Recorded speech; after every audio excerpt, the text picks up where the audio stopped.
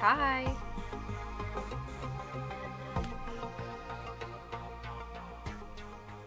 How are you guys doing today? How's that? Is that a little too loud still? Hello. Thank you for the hosts, Tara and Riddy. Hello. How are you doing today? Is that still a little loud or for music, or should I knock it down a little bit, or is that good, you think? Sounds all right. Okay. Hello, Text of Terror, and hello, Riddy Words and Emote. If it sounds all right to you, then we'll just keep it there, and then just yell at me if it gets too loud or too soft or whatever.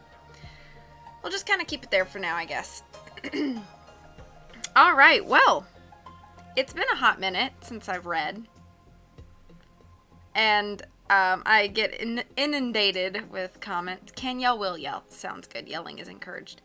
It's been a hot minute since I've read, and I'm getting inundated with comments like, when are you gonna put the last part of this book up? And I'm like, I guess soon. Life is cray. The comments don't sound like that, but I'm just, grateful that people watch this. Yeah, I'm sure they will. Maybe I'll edit that out. No, it's fine. Like, the nice ones are great. The mean ones are like, they hurt my feelings a little bit. So, but seriously, life has just been crazy, and I just haven't gotten around to doing it until right now. So, I'm sorry for the delay. Okay, we have 4 chapters to read, and we're done with this book. So without any further ado, yeah, bump the mean ones. Thank you. Without further ado, we'll jump right into chapter 10. Chapter 10. Violet and Quigley walked carefully across the frozen pool until they reached the bottom of the waterfall. "Good luck," Klaus called from the archway of the ruined library. He was polishing his glasses as he often did before embarking on serious research. "Good luck to you," Violet replied, shouting over the rush of the mountain winds, and as she looked back at her brother, she remembered when the 2 siblings were trying to stop the caravan as it hurtled down the mountain. Klaus had wanted to say something to her, in case the drag chute and the mixture of sticky substances hadn't worked. Violet had the same feeling now as she prepared to climb the frozen waterfall and leave her brother behind at the ashy remains of the VFD headquarters. "Klaus," she said. Klaus put his glasses on and gave his sister his bravest smile. "Whatever you're thinking of saying," he said, "say it when you return." Violet nodded and tapped the candelabra against a spot on the ice. She heard a deep thunk as if she were tapping something very solid. "We'll start here," she said to Quigley. "Brace yourself." The expression "brace yourself," as I'm sure you know, does not mean to take some metal wiring and rivets and some other orthodontic materials and apply them to your own teeth in order to straighten them. The expression simply means get ready for something that will probably be difficult, and it was indeed very difficult to climb a frozen waterfall in the middle of a windswept valley with nothing but a candelabra and a few well-placed forks to aid the 2 children in their climb. It took a few moments for Violet and Quigley to work her invention properly and push the forks into the ice just far enough to hold them there, but not so far that they would be permanently stuck. And once both of them were in position, Violet had to reach up as far as she could and tap the candelabra on the ice above them to find the next solid place to climb. For the first few steps, it seemed like ascending the icy slope in this manner would be impossible. But as time went on and the 2 volunteers grew more and more skillful with the fork-tipped climbing shoes and the candelabra ice tester, it became clear that once again Violet's inventing skills would carry the day. A phrase which here means enable Violet Baudelaire and Quigley Quagmire to climb up a frozen waterfall after bracing themselves for the difficult journey. "Your invention is working," Quigley called up to Violet. "These fork-assisted climbing shoes are marvelous." "They do seem to be working," Violet agreed, "but let's not celebrate just yet. We have a long way to go." "My sister wrote a couplet about that very thing," Quigley said, and recited Isadora's poem. Celebrate when you're half done and the finish won't be half as fun. Violet smiled and reached up to test the ice above her. Isadora is a good poet, Violet said, and her poems have come in handy more than once. When we were at the village of foul devotees, she led us to her location by hiding a secret message in a series of couplets. I wonder if that's a code she learned from VFD, Quigley said, or if she made it up herself. I don't know, Violet said thoughtfully. She and Duncan were the first to tell us about VFD, but it had never occurred to me that they might already be members. When I think about it, however, the code she used was similar to one that our Aunt Josephine used. They both hid a secret location within a note and waited for us to discover the hidden message. Maybe they were all volunteers. She removed her left fork-assisted climbing shoe from the ice and kicked it back in a few inches up to further her climb. Maybe all our guardians have been members of VFD, on one side or other of the schism. It's hard to believe, Quigley said, that we've always been surrounded by people carrying out secret errands and we've never known it. It's hard to believe that we're climbing a frozen waterfall in the Mortmain Mountains, Violet replied, and yet here we are. There, Quigley, do you see the ledge where my left fork is? It's solid enough for both of us to sit for a moment and catch our breath. Good, Quigley said. I have a small bag of carrots in my backpack we could eat to regain energy. The triplet climbed up to where Violet was sitting, on a small ledge scarcely the size of a sofa, and slid so he was sitting next to her. The two climbers could see that they had traveled farther than they'd thought. Far below them were the blackened ruins of the headquarters, and Klaus was only a small speck near a tiny iron archway. Quigley handed Violet a carrot, and she bit down on it thoughtfully. Sunny loves raw carrots, Violet said. I hope that she's eating well, wherever she is. I hope my siblings are eating well, too, Quigley said. My father always used to say that a good meal can cheer one up considerably. My father always said the same thing, Violet said, looking at Quigley curiously. Do you think that was a code, too? Quigley shrugged and sighed. Small bits of ice from the waterfall fell from the ends of forks and blew away in the wind. It's like we never really knew our parents, he said. We knew them, Violet said. They just had a few secrets, that's all. Everyone should keep a few secrets. I suppose so, Quigley said, but they might have mentioned that they were in a secret organization with a headquarters hidden in the Mortmain Mountains. Maybe they didn't want us to find out about such a dangerous place, Violet said, peering off the ledge. Although if you have to hide a headquarters, it is a beautiful place to do it. Aside from the remains of the fire, this is a very lovely view. Very lovely indeed, Quigley said, but he was not looking at the view beneath them. He was looking beside him, where Violet Baudelaire was sitting. Many things have been taken from the three Baudelaires. Their parents were taken, of course, and their home was taken from them by a terrible fire. Their various guardians were taken from them because they were murdered by Count Olaf, or were simply miserable guardians who soon lost interest in three young children with nowhere to go. The Baudelaire's dignity was taken from them on the occasions when the siblings were forced to wear absurd disguises, and recently they had been taken from one another, with the kidnapped Sunny doing chores at the top of the frozen waterfall while Violet and Klaus learned the secrets of VFD at the bottom. But one thing that was taken from the Baudelaires that is not often discussed is their privacy. A word which here means time by oneself without anyone watching or interfering.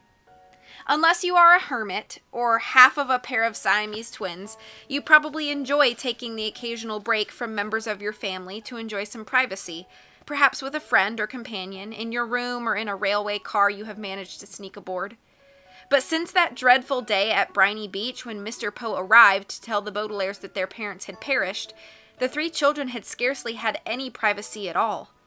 From the small dark bedroom where they slept at Count Olaf's house to the crowded caravan at Caligari Carnival, and all of the other woeful places in between, the Baudelaire situation was always so desperate and cramped that they were rarely able to spare a moment for a bit of private time.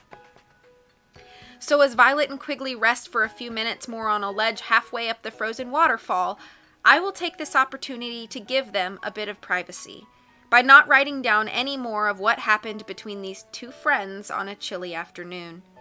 Certainly there are aspects of my own personal life that I will never write down, however precious they are to me, and I will offer the eldest Baudelaire that same courtesy. I will tell you that the two young people resumed their climb, and that the afternoon slowly turned to evening, and that both Violet and Quigley had small secret smiles on their faces as the candelabra ice tester and the fork-assisted climbing shoes helped them both get closer and closer to the mountain's highest peak. But there has been so little privacy in the life of Violet Baudelaire that I will allow her to keep a few important moments to herself, rather than sharing them with my distressed and weeping readers.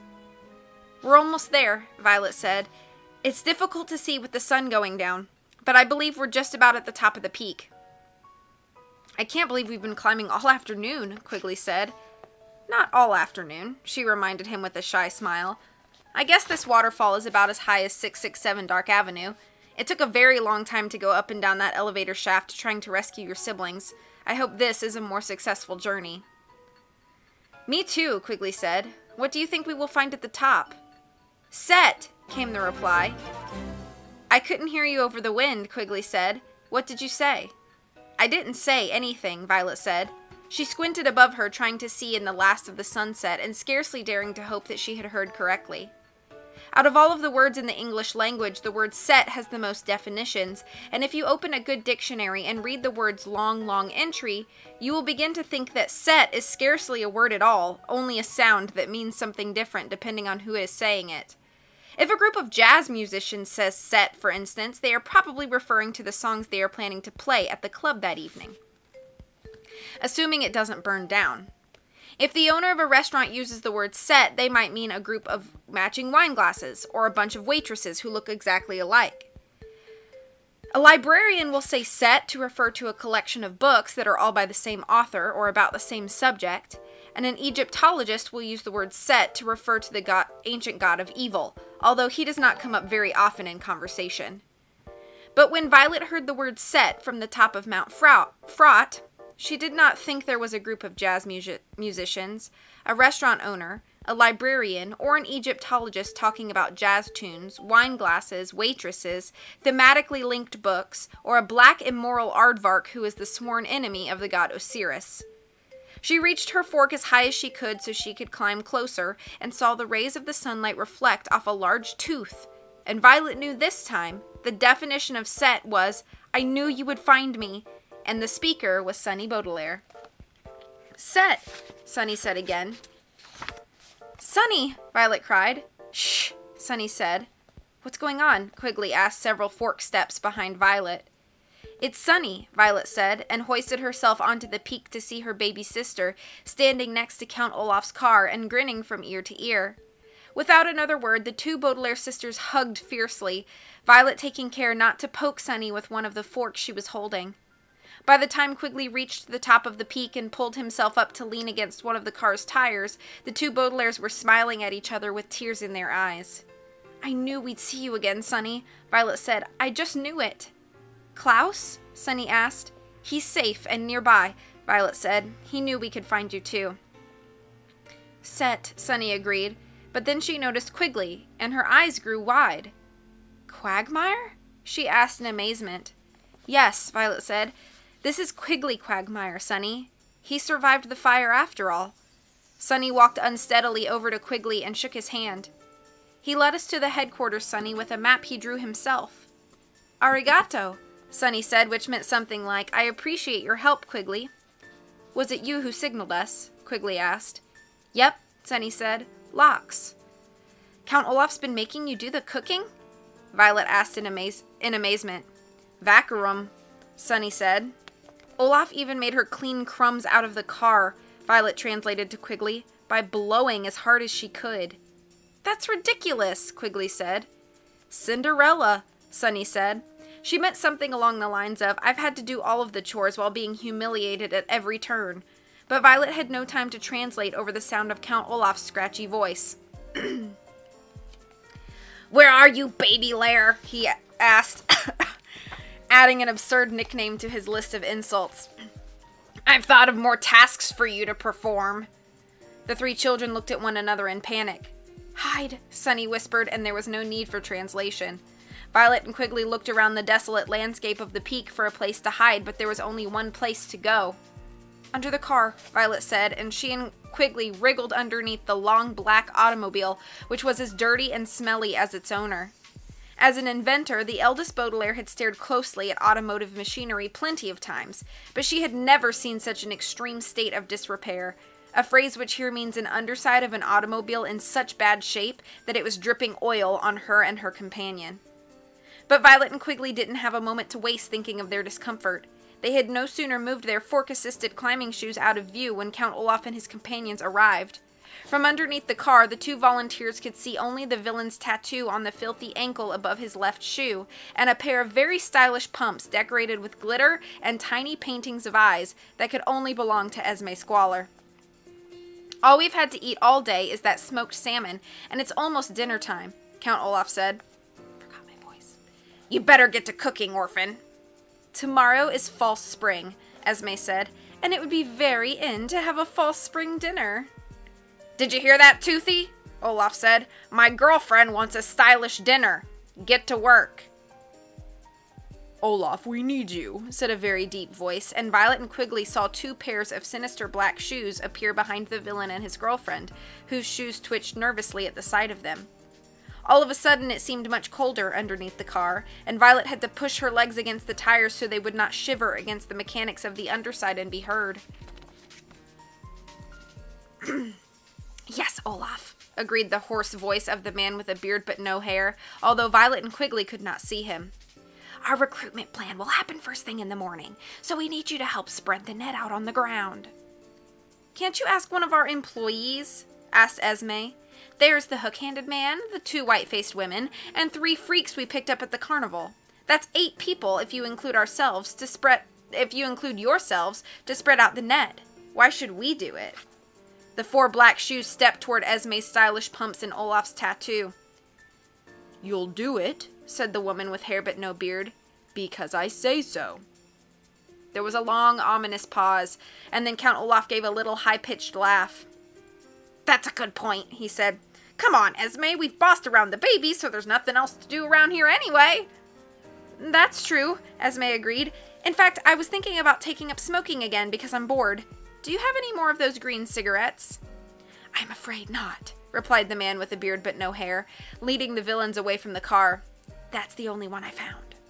"That's too bad," Esme said. "I don't like the taste or the smell, and they're very bad for you, but cigarettes are very in, and I'd like to smoke another one."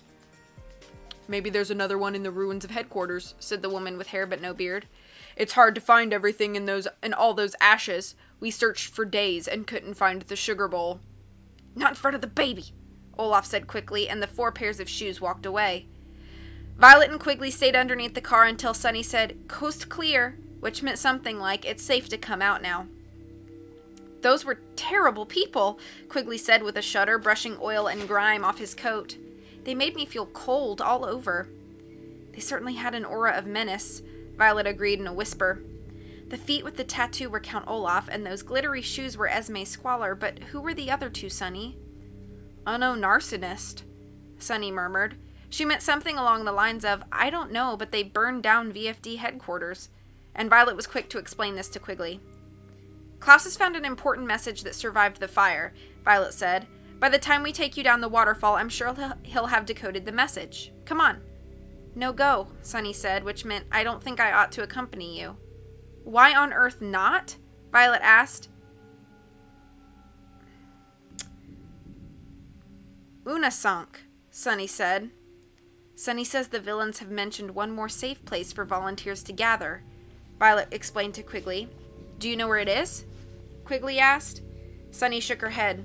"Olaf file," she said. "But if Count Olaf has the Snicket file," Violet said, "how are you going to find out where this safe place is?" "Matahari," she said, which meant something like, "If I stay, I can spy on them and find out." "Absolutely not," Violet said after she translated. "It's not safe for you to stay here, Sunny. It's bad enough Olaf has made you do the cooking." "Lox," Sunny pointed out. "But what are you going to make for a fall spring dinner?" Violet asked. Sunny gave her sister a smile and walked over to the trunk of the car. Violet and Quigley heard her rummaging around among the remaining groceries, but stayed put so Olaf or any of his associates wouldn't spot them. When Sunny returned, she had a triumphant smile on her face and the frozen hunk of spinach, the large bag of mushrooms, the can of water chestnuts, and the enormous eggplant in her arms. False spring rolls, she said, which meant something like an assortment of vegetables wrapped in spinach leaves prepared in honor of false spring. I'm surprised you can even carry that eggplant, let alone prepare it, Violet said. It must weigh as much as you do. Supportunity, Violet said. Sunny said. She meant something like, serving the troop dinner will be a perfect chance to listen to their conversation, and Violet reluctantly translated. That sounds dangerous, Quigley said. Of course it's dangerous, Violet said. If she's caught spying, who knows what they'll do? Gaga goo goo, Sunny said, which meant, I won't be caught because they think I'm a helpless baby. I think your sister is right, Quigley said. It wouldn't be safe to carry her down the waterfall anyway. We need our hands and feet for the climb. Let Sunny investigate the mystery she's most likely to solve while we work on an escape plan. Violet shook her head. I don't want to leave my sister behind, she said. The Baudelaires should never be separated. Separate Klaus, Sunny pointed out. If there's another place where volunteers are gathering, Quigley said, we need to know where that is. Sunny can find out for us, but only if she stays here. I'm not going to leave my baby sister on top of a mountain, Violet said. Sunny dropped her vegetables on the ground and walked over to her sister and smiled. I'm not a baby, Sunny said, and hugged her. It was the longest sentence the youngest Baudelaire had ever said. And as Violet looked down at her sister, she saw how true it was. Sunny was not really a baby, not anymore. She was a young girl with unusually sharp teeth, some impressive cooking skills, and an opportunity to spy on a group of villains and discover a piece of crucial information.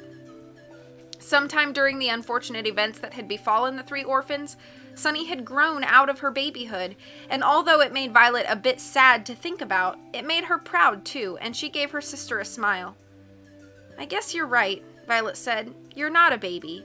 But be careful, Sunny. You're a young girl, and it's still quite dangerous for a young girl to spy on villains. And remember, we're right at the bottom of the slope, Sunny. If you need us, just signal again. Sunny opened her mouth to reply, but before she could utter a sound, the three children heard a long, lazy hissing noise from underneath Olaf's car, as if one of Dr. Montgomery's snakes were hiding there.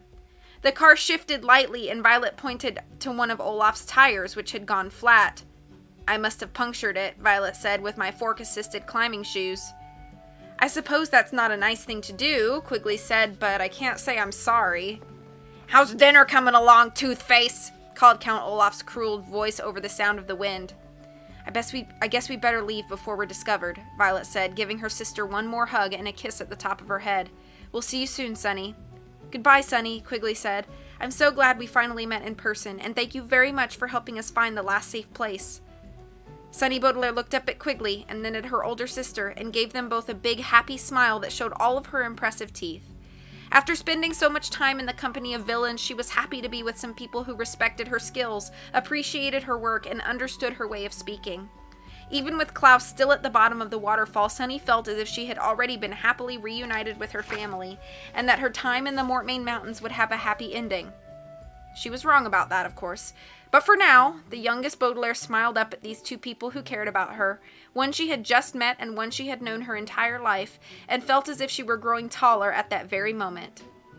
Happy, said the young girl, and everyone who heard her knew what she was talking about. That's the end of chapter 10. I feel like I have a lot to catch up on, so let me scroll back.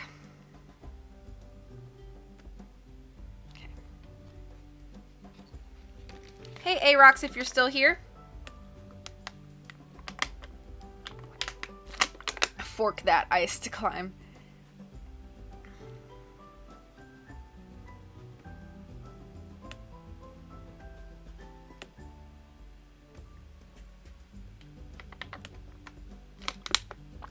I'm sure is ready. It sure is. Yow! Yes, I do plan to stream tomorrow. Hey, Moocher. Brown chicken, brown cow. Yeah. Black salmon, black sheep. I don't think that has quite the same ring. Hey, Dare, how's it going? If you're still here. Hope you're having a good night. Sorry if I missed you. Always so distressed. Always weeping, us readers. Hey, Justin, if you're still here, thank you for the host. Thank you for shouting out, Dare.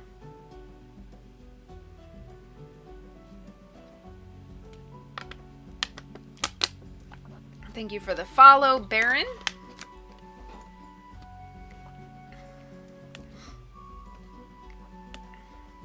I can't scroll down. I'm broke. Fork steps. I needed to meet a page count, so I opted to write the many definitions of set. We're good. Good. Yeah, I'm happy you got to stop by too, Dare, if you're still here. I'm sorry you're not sleeping, Moocher. I hope you get some sleep.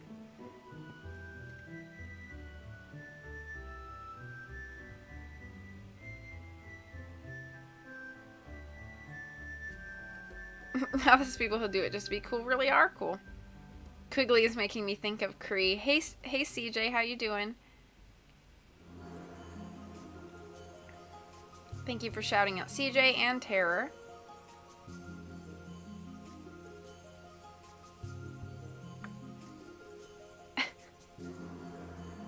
Hello, Scurvy or Lamont. Thank you for the follow. Thank you for the claps. I refilled my plate. It was a supportunity. Okay, bye, Justin. Thank you for being here. Shall we press on? I'm all caught up. Thank you for the claps.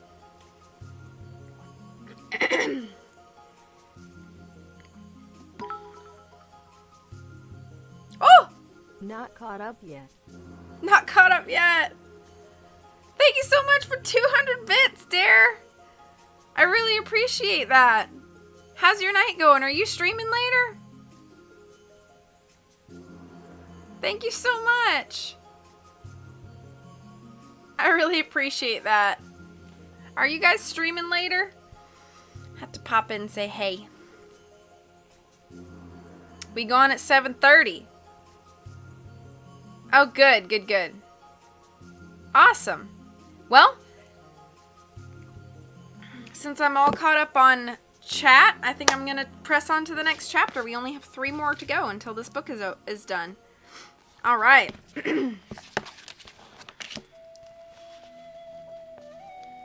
Chapter 11. If you ever look at a picture of someone who has just had an idea, you might notice a drawing of a light bulb over the person's head. Of course, there's not usually a light bulb hovering in the air when someone has an idea, but the image of a light bulb over someone's head has become a sort of... Pardon me. I'll start this chapter over.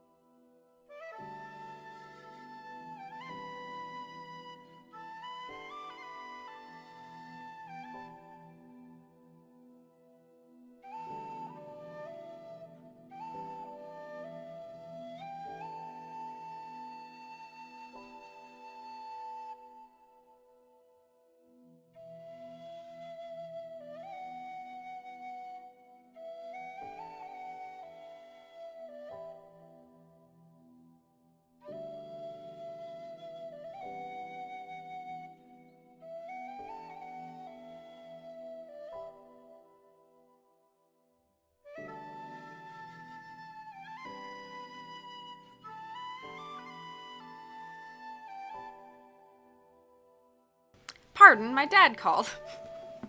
Okay. I'm gonna just start the chapter over. Chapter 11. If you ever look at a picture of someone who has just had an idea, you might notice a drawing of a light bulb over the person's head. Of course, there's not usually a light bulb hovering in the air when someone has an idea, but the image of a light bulb over someone's head has become a sort of symbol for thinking, just as the image of an eye, sadly, has become a symbol for crime and devious behavior rather than integrity, the prevention of fire, and being well read. As Violet and Quigley climbed back down the slippery slope of the frozen waterfall, their fork-assisted climbing shoes poking into the ice with each step, they looked down and saw, by the last light of the setting sun, the figure of Klaus. He was holding a flashlight over his head to help the two climbers find their way down, but it looked as if he just had an idea. "He must have found a flashlight in the wreckage," Quigley said. "It looks like the one Jacques gave me." "I hope he found enough information to decode verbal fridge dialogue," Violet said, and tapped the candelabra below her feet. "Be careful here, Quigley. The ice feels thin. We'll have to climb around it." "The ice has been less solid on our way down," Quigley said. "That's not surprising," Violet said. "We've poked a great deal of it with forks. By the time fall spring arrives, this whole slope will probably only be half frozen." "By the time fall spring arrives," Quigley said, "I hope we'll be on our way to the last safe place." "Me too," Violet said quietly, and the two climbers said no more until they reached the bottom of the waterfall and walked carefully across the frozen pool along the path Klaus shone with his flashlight. "I'm so glad you returned in one piece," Klaus said, shining his flashlight in the direction of the dining room remains. "It looked like a very slippery journey. It's getting cold, but if we sit behind the library entrance, we'll be away from much of the wind." But Violet was so eager to tell her brother who they had found at the top of the peak that she could not wait another moment. "It's Sunny," she said. "Sunny's at the top. It was her who was signaling us." "Sunny?" Klaus said, his eyes as wide as his smile. "How did she get up there? Is she safe? Why didn't you bring her back?" "She's safe," Violet said. "She's with Count Olaf, but she's safe." "Has he harmed her?" Klaus said. Violet shook her head. "No," she said, "but he's making her do all the cooking and cleaning."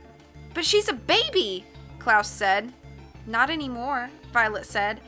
"We haven't noticed, Klaus, but she's grown up quite a bit. She's really too young to be in charge of all the chores, of course, but sometime during all this hardship we've been through, she stopped being a baby."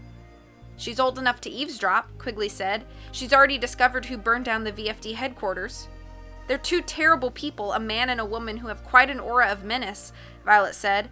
"Even Count Olaf is a little afraid of them."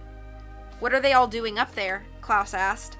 "They're having some sort of villainous meeting," Quigley said. "We heard them mention something about a recruitment plan and a large net." "That doesn't sound pleasant," Klaus said. "There's more, Klaus," Violet said.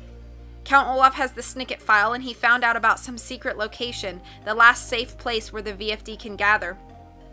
That's why Sunny stayed up there. If she overhears where the place is, we'll know where to go to meet up with the rest of the volunteers." "I hope she manages to find out," Klaus said. "Without that piece of information, all that I've discovered is useless." "Well, what have you discovered?" Quigley asked. "I'll show you," Klaus said, and led the way to the ruins of the library, where Violet could see he had been working. His dark blue notebook was open, and she could see that several pages were filled with notes.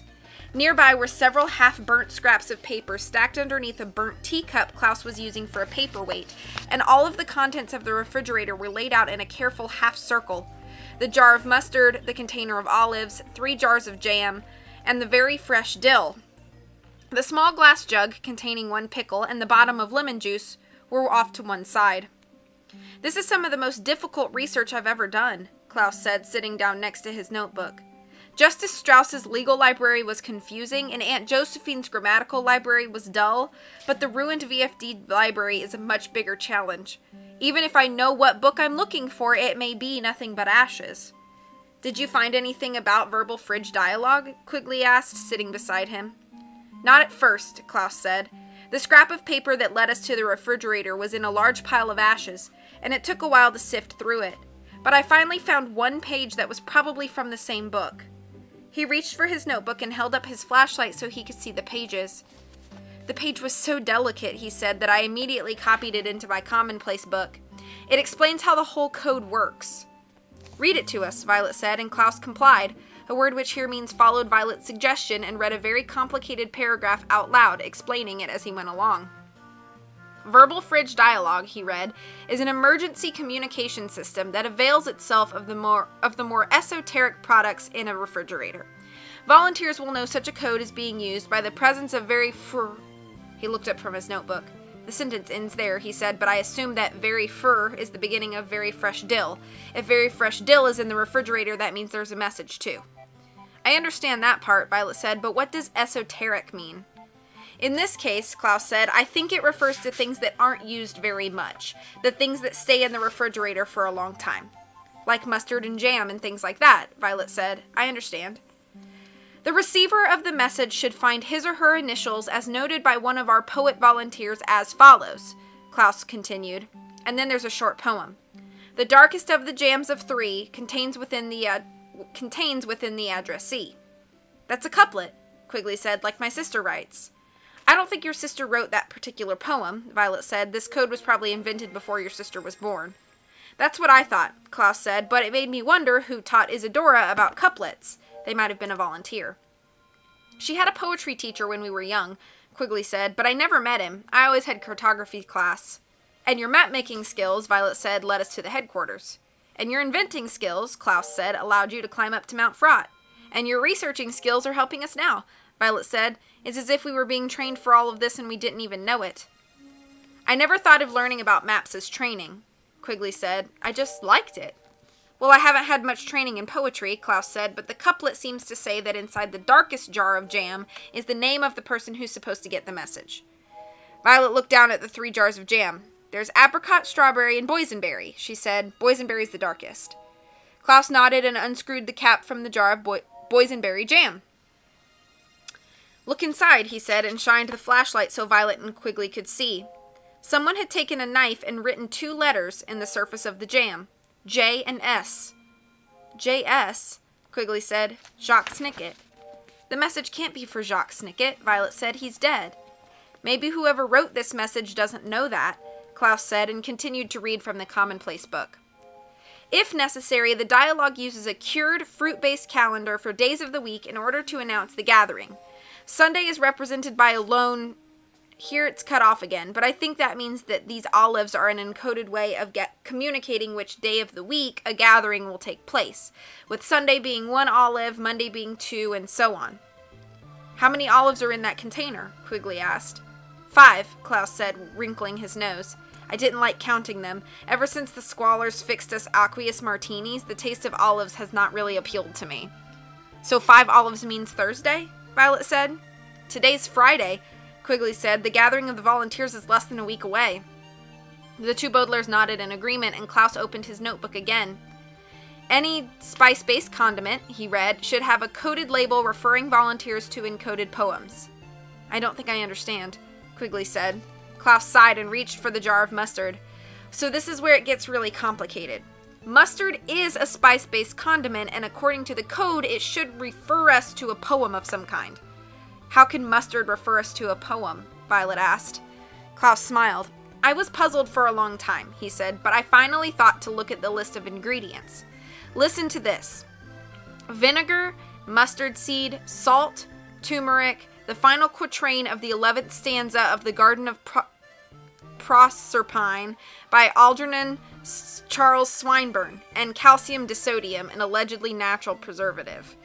A quatrain is 4 lines of a poem, and a stanza is another word for a verse. They hid a reference to a poem in the list of ingredients. It's the perfect place to hide something, Violet said. No one ever reads those lists very carefully. But did you find the poem? Klaus frowned and lifted the teacup. Under a burnt wooden sign marked poetry, I found a pile of papers that were burned practically beyond recognition, he said.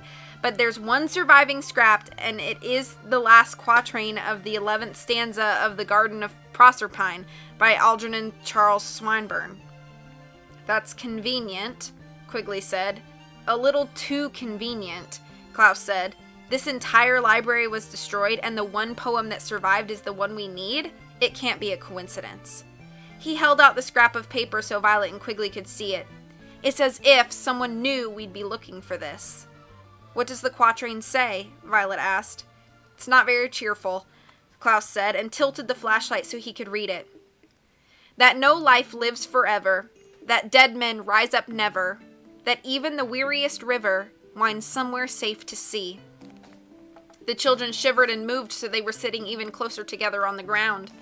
It had grown darker, and Klaus's flashlight was practically the only thing they could see. If you have ever found yourself sitting in darkness with a flashlight, you may have experienced the feeling that something is lurking just beyond the circle of light that a flashlight makes. And reading a poem about dead men is not a good way to make yourself feel better. I wish Isadora were here, Quigley said. She could tell us what this poem means. Even the weariest river winds somewhere safe to sea, Violet repeated. Do you think that refers to the last safe place? I don't know, Klaus said. I couldn't find anything else that would help us.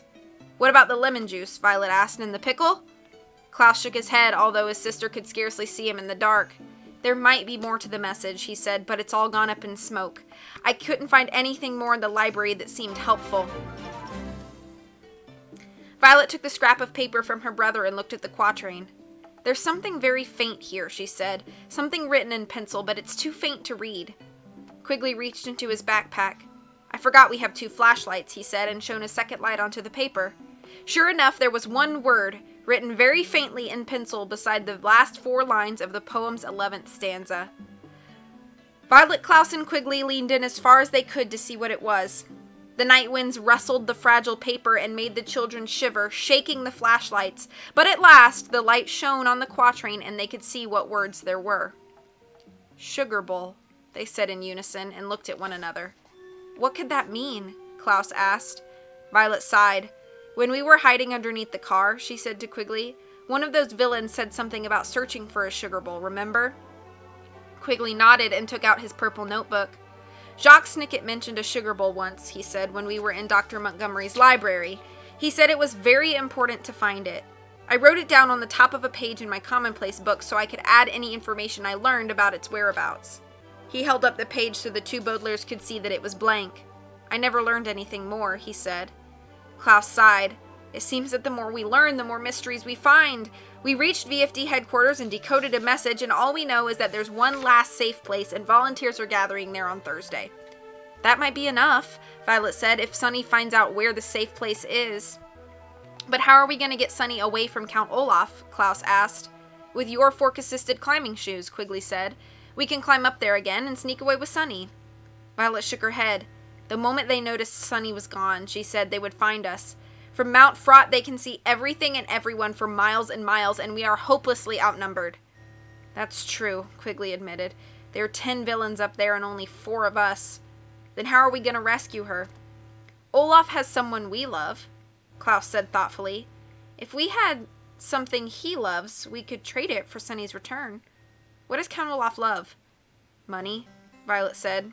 Fire, Quigley said. We don't have any money, Klaus said, and Olaf won't trade Sonny for a fire. There must be something he really loves, something that makes him happy and would make him very unhappy if it were taken away. Violet and Quigley looked at one another and smiled. Count Olaf loves Esme Squalor, Violet said. If we were holding Esme prisoner, we could arrange a trade. That's true, Klaus said, but we're not holding Esme prisoner. We could take her prisoner, Quigley said, and everyone was quiet. Taking someone prisoner, of course, is a villainous thing to do, and when you think of doing a villainous thing, even if you have a very good reason for thinking of doing it, it can make you feel like a villain, too. Lately, the Baudelaires had been doing things like wearing disguises and helping burn down a carnival, and were beginning to feel more and more like villains themselves. But Violet and Klaus had never done anything as villainous as taking somebody prisoner, and as they looked at Quigley, they could tell that he felt just as uncomfortable sitting in the dark and thinking up a villainous plan. How would we do it? Klaus asked quietly. We could lure her to us, Violet said, and trap her. Quigley wrote something down in his commonplace book. We could use the verdant flammable devices, he said. Esme thinks they're cigarettes, and she thinks cigarettes are in. If we lit some of them, she might smell the smoke and come down here. But then what? Klaus asked. Violet shivered in the cold and reached into her pocket. Her fingers bumped up against the large bread knife which she had almost forgotten was there, and then found what she was looking for. She took the ribbon out of her pocket and tied her hair up to keep it out of her eyes.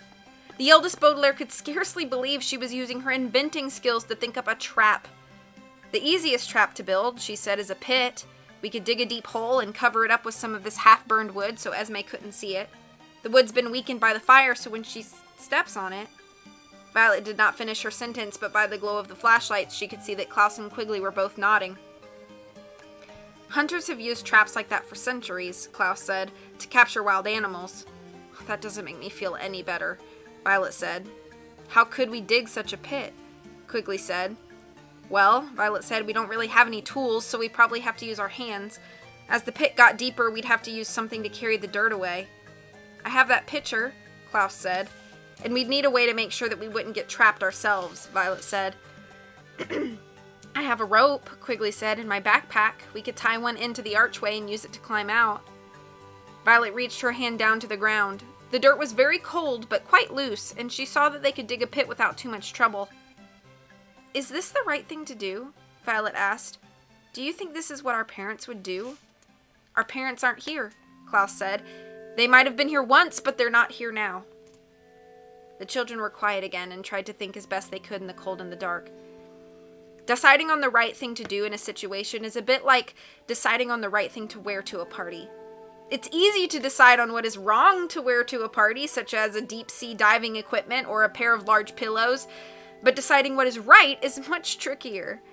It might seem right to wear a navy blue suit, for instance, but when you arrive, there could be several other people wearing the same thing, and you could end up being handcuffed due to a case of mistaken identity.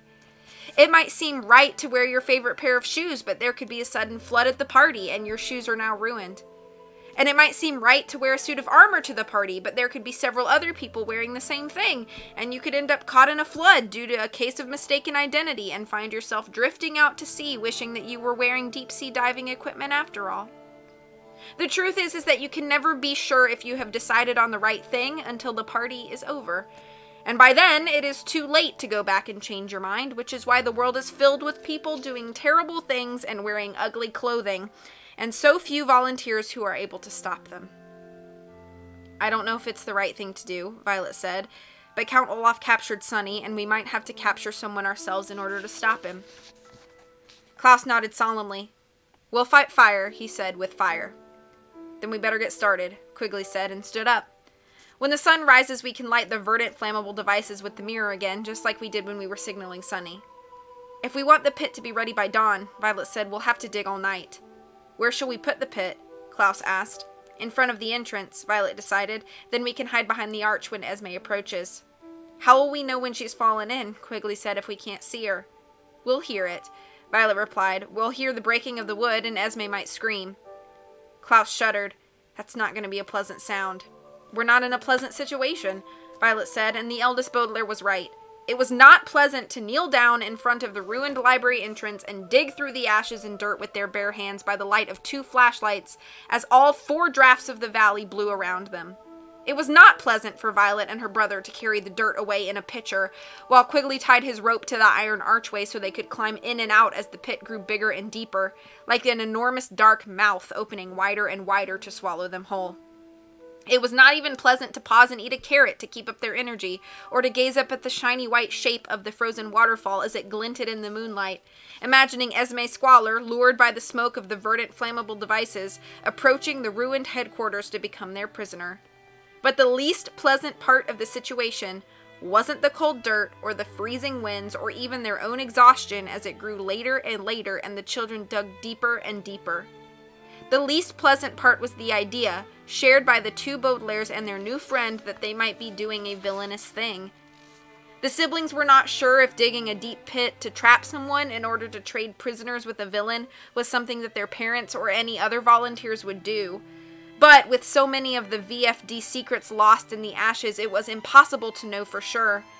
And this uncertainty haunted them, with every pitcher full of dirt, and every climb up the rope, and every piece of weakened wood as they laid on top of the pit to hide it from view. As the first rays of the morning sun appeared on the misty horizon, the elder Baudelaires gazed up at the waterfall. At the summit of the Mortmain Mountains, they knew, was a group of villains from whom Sunny was hopefully learning the location of the last safe place. But as Violet and Klaus lowered their gaze to their own handiwork and looked up at the dark, deep pit Quigley had helped them dig, they could not help wondering if there were also a group of villains at the bottom of the slippery slope. As they looked at the villainous thing they had made, the 3 volunteers could not help wondering if they were villains too. And this was the least pleasant feeling in the world. It's the end of chapter 11.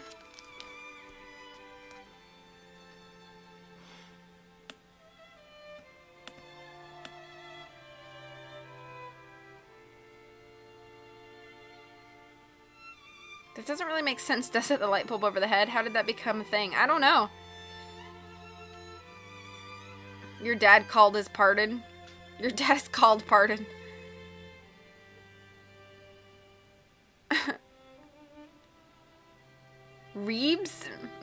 boobs. We get it, you're all geniuses. JS, just saying, or Jacques Snicket? It all good. Luckily, I've read everything ever.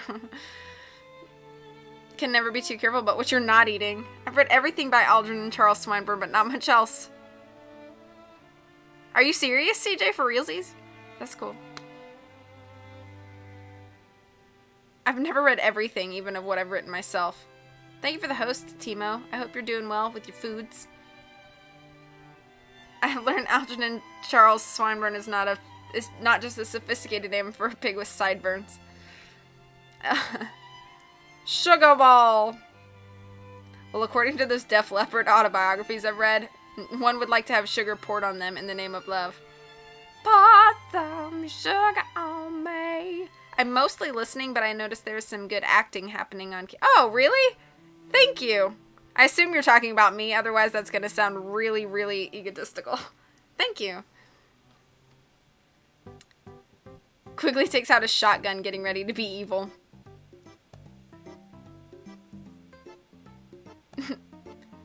No pianos were heard in the making of this trap. Beep, beep. Pour some sugar on me. Alright. Shall we press along? Let me drink some water.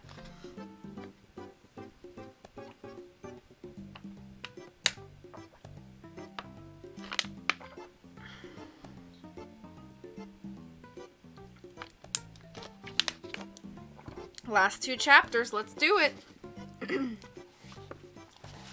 Chapter 12. Not too long ago, in the Swedish city of Stockholm, a group of bank robbers took a few prisoners during the course of their work.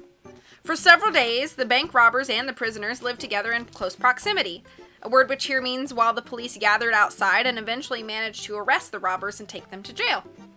When the prisoners were finally freed, however, the authorities discovered that they had become friends with the bank robbers, and since that time, the expression Stockholm Syndrome has been used to describe a situation in which someone becomes friendly with the people who are holding them prisoner.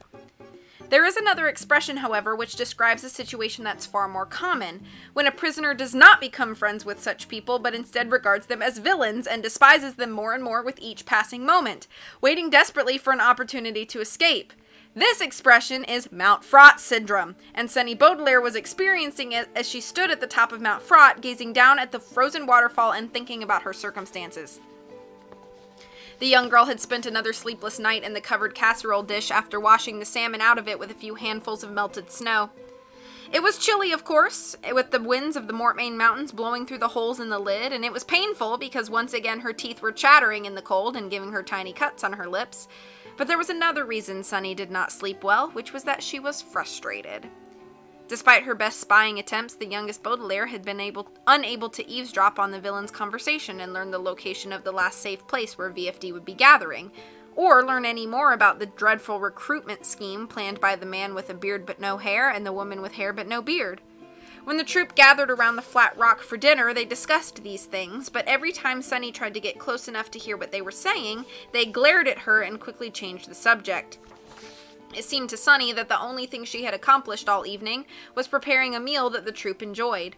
When she had presented her platter of false spring rolls, no one had complained, and every single villainous person had taken second helpings. But something crucial had escaped the attention of Count Olaf and his comrades during the meal, and for that Sunny was very grateful. As she had told her siblings, the youngest Baudelaire had prepared an assortment of vegetables wrapped in spinach leaves in honor of false spring. Her recipe had required the bag of mushrooms, the can of water chestnuts, and the frozen hunk of spinach, which she had thawed by holding it underneath her shirt, as she had when preparing toast tartare. But Sunny had decided at the last minute that she would not use the enormous eggplant. When Violet mentioned that the eggplant must weigh as much as Sunny did, the youngest Baudelaire had an idea. Rather than chopping the eggplant into small strips with her teeth, she hid it behind the flat tire of Count Olaf's car. And now, as the sun rose and the group of villains began their usual morning bickering, she was retrieving the eggplant and rolling it to the casserole dish. As she rolled it past the automobile, Sunny looked down at the frozen waterfall, which was looking less and less frozen in the morning sun. She knew her siblings were at the bottom with Quigley, and although she couldn't see them, it made her feel better knowing they were relatively nearby and that, if her plan worked, she would soon be joining them. "What are you doing, baby?" Sunny had just slipped the eggplant under the cover of the casserole dish when she heard the voice of one of Olaf's comrades. The two white-faced women were standing just outside their tent and stretching in the morning sun. "Aubergine?" Sunny replied, which meant, "I've concocted a plan involving this eggplant, and it doesn't matter if I tell you about it because you'll never understand a single word I say." "More baby talk," the other white-faced woman said with a sigh. "I'm beginning to think that Sunny is only a helpless baby, not a spy." "Goo goo ga," Sunny began, but the flap of Count Olaf's tin opened before she could utter the last ga. The villain and his girlfriend stood in the morning sun, and it was clear that they expected the new day, Saturday, to be an important one, because they were dressed for the occasion, a phrase which here means wearing such strange clothing that the youngest Baudelaire was too surprised to say the final ga she had been planning. Amazingly, it appeared that Count Olaf had washed his face, and was wearing a brand new suit made out of material that at first seemed to be covered in tiny polka dots. But when Sunny took a closer look, she saw that each dot was a small eye, matching Olaf's tattoo and the VFD insignia and all of the other eyes that had plagued the Baudelaires since that terrible day on the beach, so that looking at Count Olaf in his new suit felt like looking at a crowd of villains, all staring at Sunny Baudelaire. But no matter how unnerving Olaf's fashion choice was, Esme Squalor's outfit was worse to behold. Sunny could not remember when she had ever seen a dress so enormous, and was surprised that such an article of clothing could have fit in the tent and still leave room for villains to sleep. The dress was made of layers upon layers of shiny cloth in different shades of yellow, orange, and red, all cut in fierce triangular shapes so that each layer seemed to cut into the next, and rising from the shoulders of the dress were enormous piles of black lace, sticking up into the air in strange curves. For a moment the dress was so huge and odd that Sunny could not imagine why anyone would wear it, but as the wicked girlfriend stepped farther out of the tent it became horribly clear. Esme Squalor was dressed to look like an enormous fire. "What a wonderful morning!" Count Olaf crowed. "Just think, by the end of the day, I'll have more new members of my troupe than ever before." "And we'll need them," Esme agreed. "We're all going to have to work together for the greater good, burning down the last safe place." "Just the idea of the Hotel Denouement in flames makes me so excited! I'm going to open a bottle of wine," Count Olaf announced, and Sunny covered her mouth with her hands so the villains would not hear her gasp. The Hotel Denouement, she realized, must be the last safe place for volunteers to gather, and Olaf was so excited that he had uttered the name inadvertently, a word which here means where the youngest Baudelaire could hear it. "The idea of all those eagles filling the sky makes me so excited I'm going to smoke one of those green cigarettes," Esme announced, and then frowned. "Except I don't have one. Drat." "Begging your pardon, your Esme-ship," said one of the white-faced women, "but I see some of that green smoke down at the bottom of the waterfall." "Really?" Esme asked eagerly, and looked in the direction Olaf's employee was pointing. Sunny looked too, and saw a familiar plume of green smoke at the very bottom of the slope, getting bigger and bigger as the sun continued to rise. The youngest Baudelaire wondered why her siblings were signaling her and what they were trying to say. "That's strange," Olaf said. "You'd think there'd be nothing left of the headquarters to burn." "Look how much smoke there is," Esme said greedily. "There must be a whole pack of cigarettes down there. This day is getting even better." Count Olaf smiled and then looked away from the waterfall and noticed Sunny for the first time. "I'll have the baby go down and get them for you," Count Olaf said. "Yes, sir," Sunny said eagerly. "The baby would steal all the cigarettes for herself," Esme said, glaring at the young girl. "I'll go." "But climbing down there will take hours," Olaf said. "Don't you want to be here for the recruitment scheme? I just love springing traps on people." "Me too," Esme agreed. "But don't worry, Olaf, I'll be back in moments. I'm not going to climb. I'll take one of the toboggans and sled down the waterfall before anyone else even notices I'm gone." "Drat," Sunny couldn't help saying. She meant something along the lines of, "That is exactly what I was planning on doing," but once again, no one understood. "Shut up, Toothy," Esme said, "and get out of my way." She flounced past the youngest Baudelaire, and Sunny realized that there was something sewn to the bottom of the dress that made it make a crackling noise as she walked, so that the wicked girlfriend sounded as much like a fire as she looked like one. Blowing a kiss to Count Olaf, she grabbed the toboggan belonging to sinister villains. "I'll be right back, darling," Esme said. "Tell that baby to take a nap so she won't see what we're up to." "Esme's right," Olaf said, giving Sunny a cruel smile. "Get in the casserole dish. You're such an ugly, helpless creature, I can scarcely stand to look at you." "You've said it, handsome," Esme said, and chuckled meanly as she sat at the top of the waterfall. The two white-faced women scurried to help and gave the toboggan a big push as Sunny did as she was told, and disappeared from Olaf's sight. As you may imagine, the sight of a grown woman in an enormous flame-imitating dress tobogganing down from the source of the stricken stream to the two tributaries and the half-frozen pool at the bottom of the waterfall is not the sort of thing to pass unnoticed, even from far away. Violet was the first to see the colorful blur heading quickly down the slope, and she lowered Colette's hand mirror, which she had used once again to catch the rays of the rising sun and reflect them onto the verdant flammable devices, which she had put in a pile at the front of the pit. Wrinkling her nose from the bitter smell of the smoke, she turned to Klaus and Quigley, who were putting one last piece of weakened wood across the pit so their trap would be hidden from view. "Look," Violet said, and pointed to the descending shape. "Do you think it's Esme?" Klaus asked. Violet squinted up at the tobogganing figure. "I think so," she said. "Nobody but Esme Squalor would wear an outfit like that." "We'd better hide behind the archway," Quigley said, "before she spots us." The two Baudelaires nodded in agreement and walked carefully to the library entrance, making sure to step around the hole they had dug. "I'm more happy that we can't see the pit anymore," Klaus said. "Looking into that blackness reminded me of that terrible passageway at 667 Dark Avenue." "First Esme trapped your siblings there," Violet said to Quigley, "and then she trapped us." "And now we're fighting fire with fire and trapping her," Quigley said uncomfortably. "It's best not to think about it," Violet said, although she had not stopped thinking about the trap since the first handful of ashes and earth. "Soon we'll have Sunny back, and that's what's important." "Maybe this is important too," Klaus said, and pointed up at the archway. "I never noticed that until now." Violet and Quigley looked up to see what he was referring to and saw 4 tiny words etched over their heads, right underneath the large letters spelling VFD Library. "The world is quiet here?" Quigley read. "What do you think it means?" "It looks like a motto," Klaus said. "At Proof Rock Preparatory School, they had a motto carved near the entrance so everyone would remember it when they entered the archway." Violet shook her head. "That's not what I'm thinking of," she said. "I'm remembering something about that phrase, but just barely." "The world certainly feels quiet around here," Klaus said. "We haven't heard a single snow gnat since we arrived." "Well, the smell of smoke scares them away, remember?" Quigley asked. "Of course," Klaus said, and peered around the archway to check on Esme's progress. The colorful blur was about halfway down the waterfall, heading straight for the trap they had built. "There's been so much smoke here at headquarters, the gnats may never come back." "Without snow gnats," Quigley said, "the salmon of the stricken stream will go hungry. They feed on snow gnats." He reached into his pocket and opened his commonplace book. "And without salmon," he said, "the Mortmain mountain eagles will go hungry. The destruction of VFD headquarters is causing even more damage than I thought." Klaus nodded in agreement. "When we were walking along the stricken stream," he said, "the fish were coughing from all the ashes in the water. Remember, Violet?" He turned to his sister, but Violet was only half listening. She was still gazing at the words on the archway and trying to remember where she'd heard them before. "I can hear those words," she said. "The world is quiet here." She closed her eyes.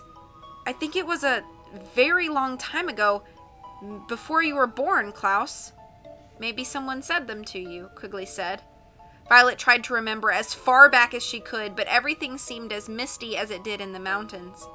She could see the face of her mother and her father standing behind her, wearing a suit as black as the ashes of VFD headquarters.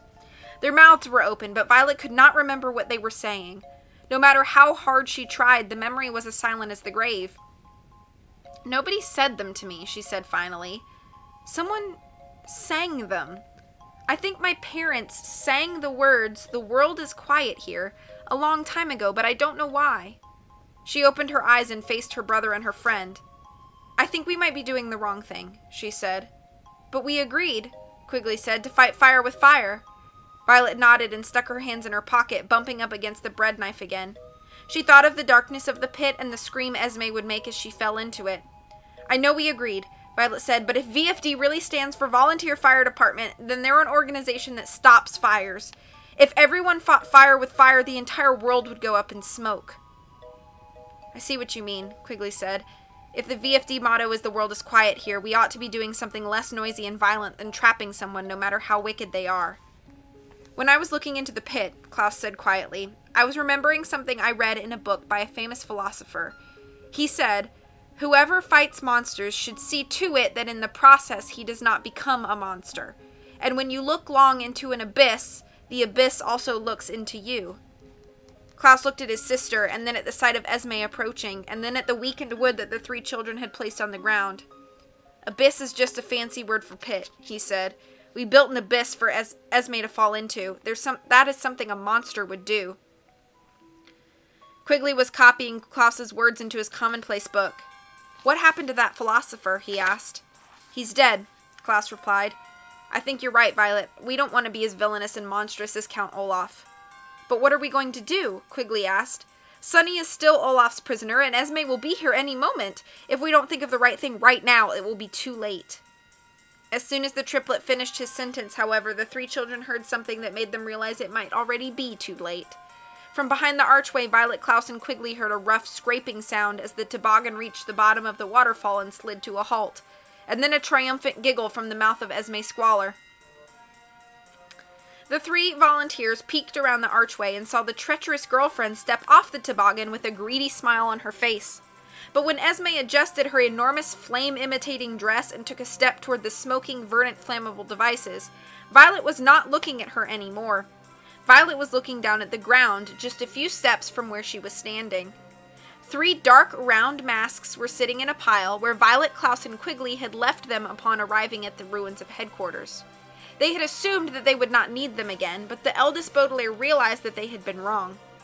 As Esme took another step closer to the trap, Violet dashed over to the masks, put one on, and stepped out of her hiding place as her brother and friend looked on. Stop, Esme, she cried. It's a trap! Esme stopped in her tracks and gave Violet a curious look. Who are you? She asked. You shouldn't sneak up on people like that. It's a villainous thing to do. I'm a volunteer, Violet said. Esme's mouth, heavy with orange lipstick that matched her dress, curled into a sneer. There are no volunteers here, she said. The entire headquarters are destroyed. Klaus was the next to grab a mask and confront Olaf's treacherous romantic companion. Our headquarters might be destroyed, he said, but the VFD is strong as ever. Esme frowned at the two siblings as if she couldn't decide whether to be frightened or not. You may be strong, she said nervously, but you're also very short. Her dress crackled as she started to take another step toward the pit. When I get my hands on you... No! Quigley cried and stepped out from the arch wearing his mask, taking care not to fall into his own trap. Don't come any closer, Esme. If you take another step, you'll fall into our trap. You're making that up, Esme said, but she did not move any closer. You're trying to keep all those cigarettes for yourself. They're not cigarettes, Klaus said, and we're not liars. Underneath the wood you're about to step on is a very deep pit. Esme looked at them suspiciously. Gingerly, a word which here means without falling into a very deep hole, she leaned down and moved a piece of wood aside and stared down into the trap the children had built. Well, well, well, she said. You did build a trap. I never would have fallen for it, of course, but I must admit, you dug quite a pit. We wanted to trap you, Violet said, so we could trade you for the safe return of Sonny Baudelaire, but you didn't have the courage to go through with it, Esme said with a mocking smile. You volunteers are never brave enough to do something for the greater good. Throwing people into pits isn't the greater good, Quigley said. It's villainous treachery. If you weren't such an idiot, Esme said, you'd realize that those things are more or less the same. He is not an idiot, Violet said fiercely. She knew, of course, that it was not worthwhile to get upset over insults from such a ridiculous person, but she liked Quigley too much to hear him called names. He led us here to the headquarters using a map he drew himself. He's very well read, Klaus said. At Klaus's words, Esme threw back her head and laughed, shaking the crackling layers of her enormous dress. Well read, she repeated in a particularly nasty tone of voice. Being well read will not help you in this world. Many years ago, I was supposed to waste my entire summer reading Anna Karenina, but I knew that silly book would never help me, so I threw it into the fireplace. She reached down and picked up a few more pieces of wood, which she tossed aside with a snicker. "Look at your precious headquarters, volunteers. It's as ruined as my book. And look at me. I'm beautiful, fashionable, and I smoke cigarettes." She laughed again and smoked it and pointed at the children with a scornful finger. "If you didn't spend all your times with your head stuck in books, you would have that precious baby back." "We're going to get her back," Violet said firmly. "Really?" Esme said mockingly. "And how do you propose to do that?" "I'm going to talk to Count Olaf," Violet said, "and he's going to give her back to me." Esme threw back her head and started to laugh, but with not as much enthusiasm as before. "Oh, what do you mean?" she said. "Just what I said," Violet said. Esme said suspiciously. "Let me think for a moment." The evil girlfriend began to pace back and forth on the frozen pond, her enormous dress crackling with every step. Klaus leaned in to whisper to his sister. "What are you doing?" he asked. "Do you honestly think we can get Sunny back from Count Olaf with a simple conversation?" "I don't know," Violet whispered back, "but it's better than luring someone into a trap." "It was wrong to dig that pit," Quigley agreed, "but I'm not sure that walking straight into Olaf's clutches is the right thing to do either."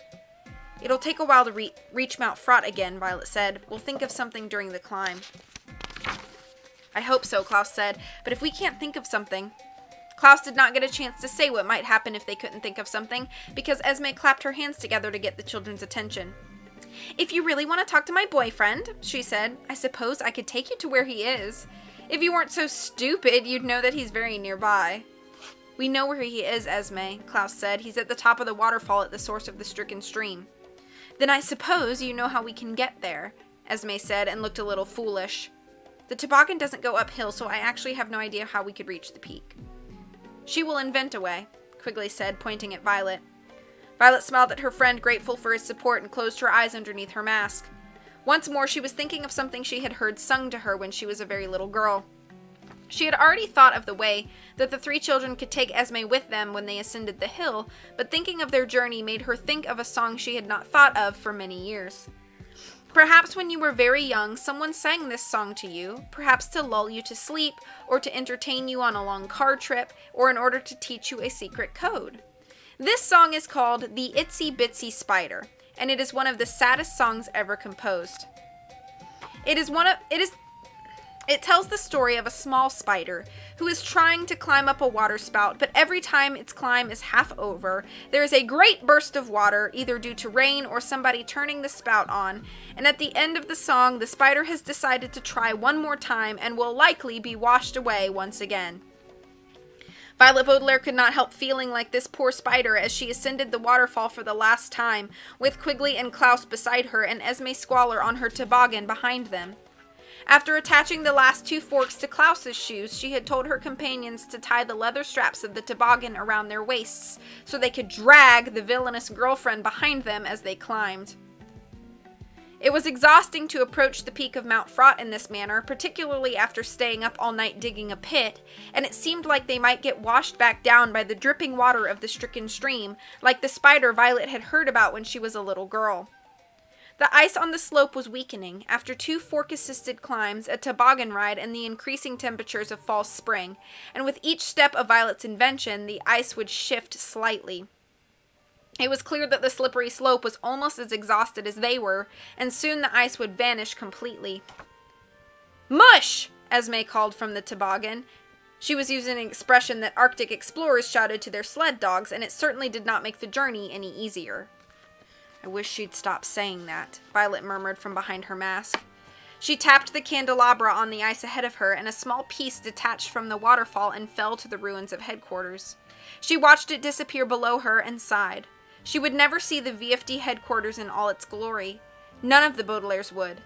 Violet would never know how it felt to cook in the kitchen and gaze at the two tributaries of the stricken stream while chatting with the other volunteers. Klaus would never know how it felt to relax in the library and learn all the secrets of VFD in the comfort of one of the library's chairs, with his feet up on one of the matching VFD footstools. Sunny would never operate the projector in the movie room, or practice the art of the fake mustache in the disguise center, or sit in the parlor at tea time and eat the almond cookies made from my grandmother's recipe. Violet would never study chemical composition in one of the 6 laboratories, and Klaus would never use the balance beams at the gymnasium.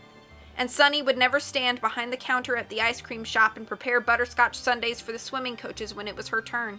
And none of the Baudelaires would ever meet some of the organization's most beloved volunteers, including the mechanical instructor C.M. Kornbluth and Dr. Isaac Anwhistle, whom everyone called Ike, and the brave volunteer who tossed the sugar bowl out the kitchen window so it would not be destroyed in the blaze, and watched it float away on one of the tributaries of the stricken stream.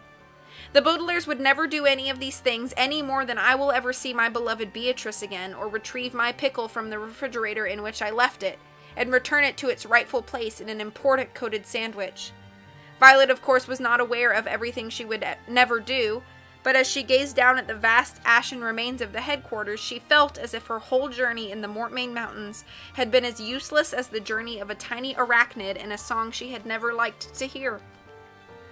"Mush!" Esme cried again with a cruel chuckle. "Please stop saying that, Esme," Violet called down impatiently.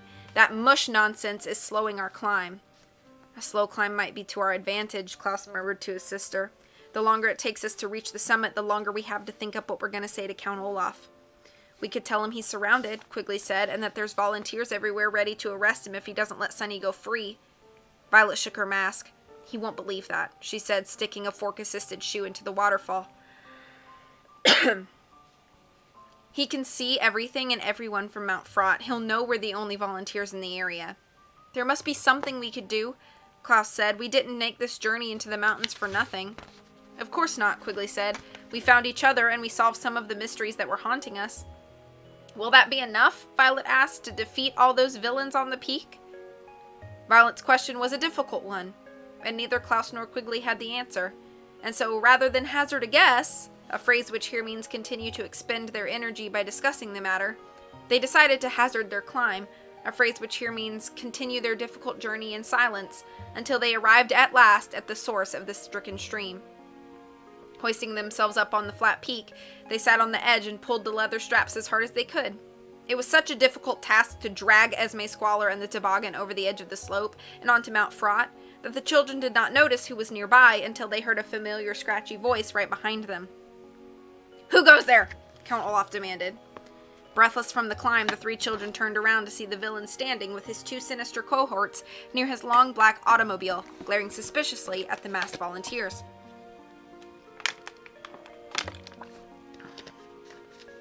"We thought you'd get here by taking the path," said the man with a beard but no hair, "not by climbing up the waterfall." No, Esme said quickly. "These aren't the people we were expecting. These are some volunteers I found at headquarters." "Volunteers?" said the woman with hair but no beard, but her voice did not sound as deep as it usually did. The villains gave the children the same confused frown they had seen from Esme, as if they were unsure whether to be scared or scornful, and the hook-handed man, the two white-faced women, and the three former carnival employees gathered around to see what had made their villainous boss fall silent. Although they were exhausted, the two Baudelaires hurriedly untied the straps of the toboggan from their waists and stood with Quigley to face their enemies. The orphans were very scared, of course, but they found that with their faces concealed, they could speak their minds, a phrase which here means confront Count Olaf and his companions as if they weren't one bit frightened. "We built a trap to capture your girlfriend, Olaf," Violet said, "but we didn't want to become a monster like you." "They're idiotic liars," Esme cried. "I found them hogging the cigarettes, so I captured them myself and made them drag me up the waterfall like sled dogs." The middle Baudelaire ignored the wicked girlfriend's nonsense. "We're here for Sunny Baudelaire," Klaus said, "and we're not leaving without her." Count Olaf frowned and peered at them with his shiny eyes as if he were trying to see through their masks. "And what makes you so certain," he said, "that I'll give you my prisoner just because you say so?" Violet thought furiously, looking around at her surroundings for anything that might give her an idea of what to do. Count Olaf clearly believed that the three masked people in front of him were members of VFD, and she felt that if she could just find the right words to say, she could defeat him without becoming as villainous as her enemies. But she could not find the words, and neither could her brother nor her friend, who stood beside her in silence. The winds of the Mortmain Mountains blew against them, and Violet stuck her hands in her pockets, bumping one finger against the long bread knife. She began to think that perhaps trapping Esme had been the right thing to do after all. Count Olaf's frown began to fade, and his mouth started to curl upward in a triumphant smile, but just as he opened his mouth to speak, Violet saw two things that gave her hope once more. The first was the sight of 2 notebooks, one a deep shade of purple and the other dark blue, sticking out of the pockets of her companions. Commonplace books, where Klaus and Quigley had written down all of the information they had found in the ruined library of VFD headquarters. And the other was a collection of dishes spread out on the flat rock that Olaf's troop had been using for a table. Sunny had been forced to wash these dishes using handfuls of melted snow, and she had laid them out to dry in the sunshine of false spring. Violet could see a stack of plates, each emblazoned with the familiar image of an eye, as well as a row of teacups and a small pitcher for cream. But there was something missing from the tea set, and it made Violet smile behind her mask as she turned to face Count Olaf again. "You will give us Sunny," she said, "because we know where the sugar bowl is." That's the end of chapter 12.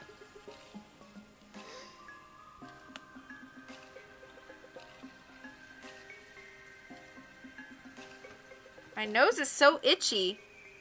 I don't know why. Sometimes that happens when I read. Yes, please eat, Tara.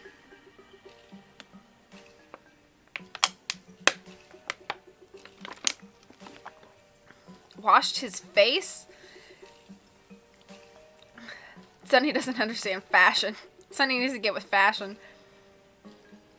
It's not just about baby fat, Sunny. Wisp! Have the baby go down and get the smokes. This was the dumbest part on the show, in my opinion, but obviously it's in the book. That's true. They never made the trap themselves. There's also Olaf's random musical number. I liked that. Abyss is just a fancy word for pit, kids. Wisp! Wisp! Wisp! That's Violet, Klaus, and Quigley. Thank you guys for being Violet, Klaus, and Quigley. That post spider. What if the spiders were on fire and the water was going to put it out? The hidden lyrics of Itsy Bitsy Spider. I'd rather hazard a guess. Climbing's no fun. Oh no, I just got really, like, dry mouth toward the end there. Cliffhanger. Nearly literally. The nose knows you readin'. Hey Rock, how you doing?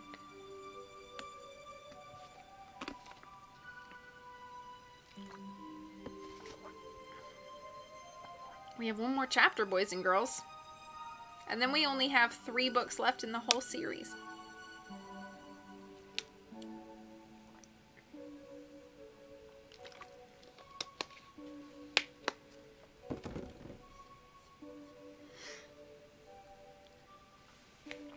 Okay. Oh, please go eat, Tara. Every time I get up to put something away, I miss the applause break. I'm sorry. I'm doing pretty good. I've been very busy, but otherwise good. Alright, let's do this, guys. Chapter 13. I wonder how many pages it is. I'm going to look real quick. 47 pages. Almost 50 pages for just this chapter.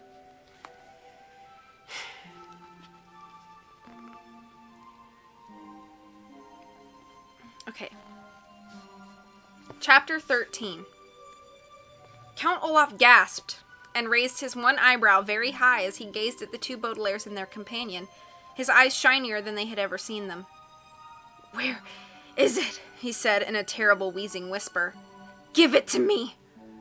Violet shook her head, grateful that her face was still hidden behind the mask. "Not until you give us Sunny Baudelaire," she said. "Never!" the villain replied. "Without that big-toothed brat, I'll never capture the Baudelaire fortune. You give me the sugar bowl this instant, or I'll throw you off the mountain." "If you throw us off the mountain," Klaus said, "you'll never know where the sugar bowl is." He did not add, of course, that the Baudelaires had no idea where the sugar bowl is, or why in the world it was so important. Esme Squalor took a sinister step toward her boyfriend, her flame-imitating dress crackling against the cold ground. "We must have that sugar bowl," she snarled. "Let the baby go. We'll cook up another scheme to steal the fortune." "But stealing the fortune is the greater good," Count Olaf said. "We can't let the baby go." "Getting the sugar bowl is the greater good," Esme said with a frown. "Stealing the fortune," Olaf insisted. "Getting the sugar bowl," Esme replied. "Fortune! Sugar bowl! Fortune! Sugar bowl!" That's enough, ordered the man with a beard but no hair. Our recruitment scheme is about to be put into action. We can't have you arguing all day long. We wouldn't have argued all day long, Olaf said timidly. After a few hours, we said that's enough, ordered the woman with the hair but no beard. Bring the baby over here. Bring the baby at once, Count Olaf ordered the two white-faced women. She's napping in her casserole dish.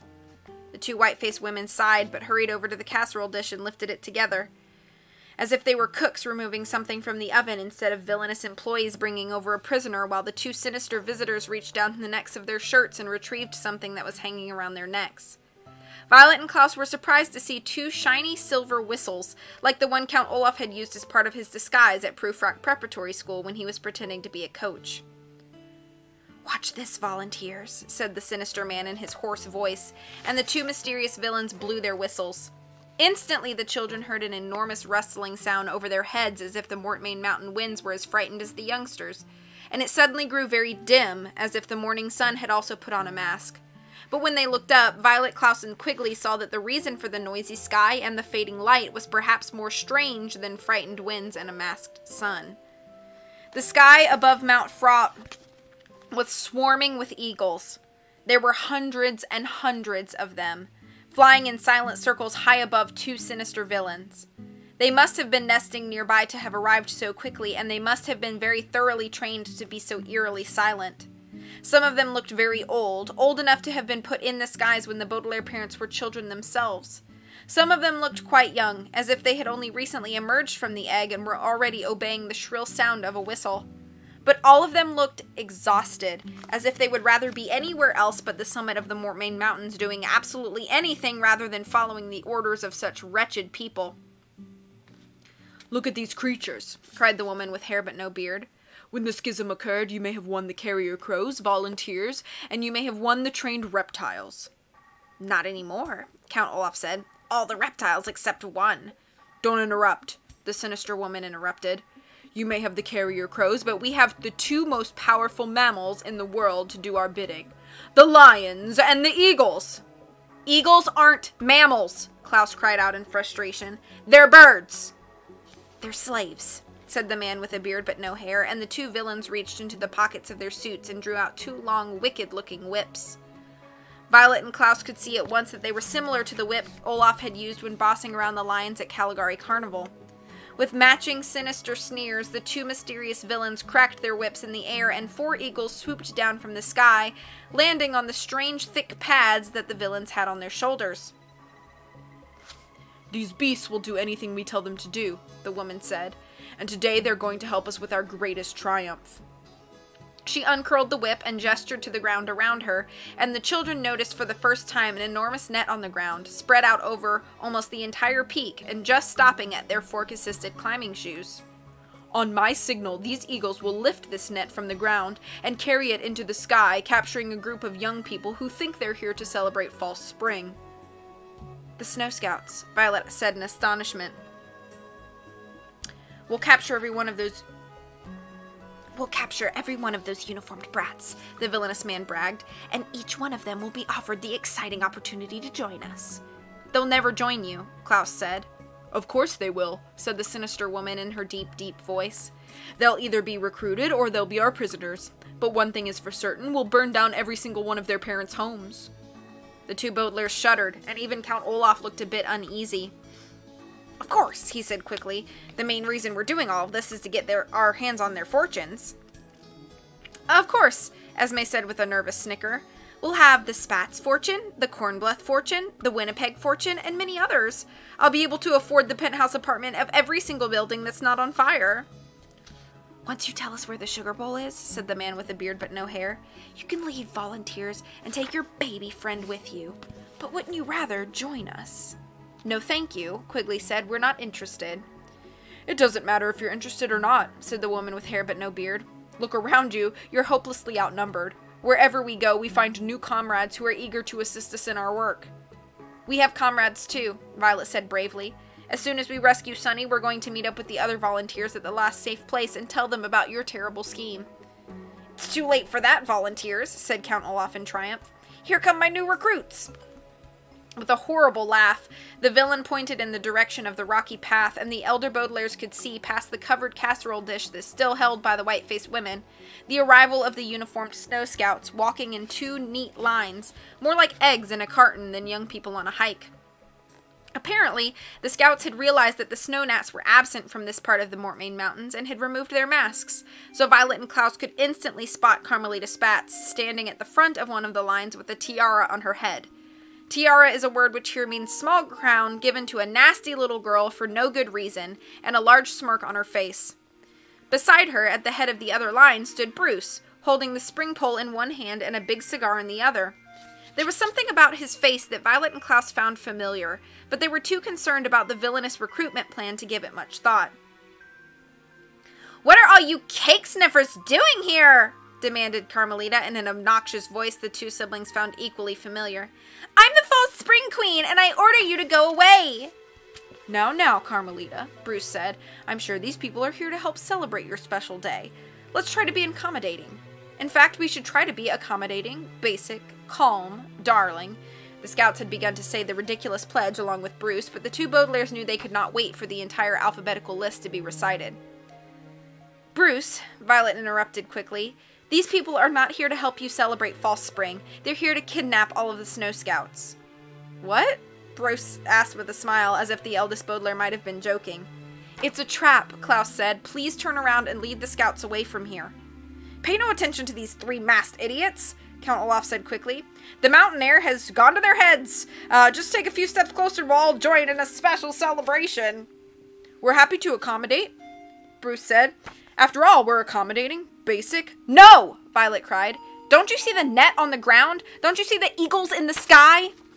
"The net is decoration," Esme said with a smile as false as the spring. "And the eagles are wildlife."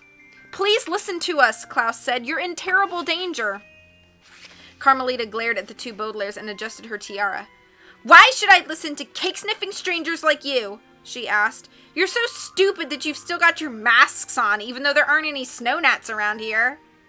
Violet and Klaus looked at one another through their masks. Carmelita's response had been quite rude, but the 2 siblings had to admit she had a point. The Baudelaires were unlikely to convince anyone that they were telling the truth while their faces were unnecessarily covered.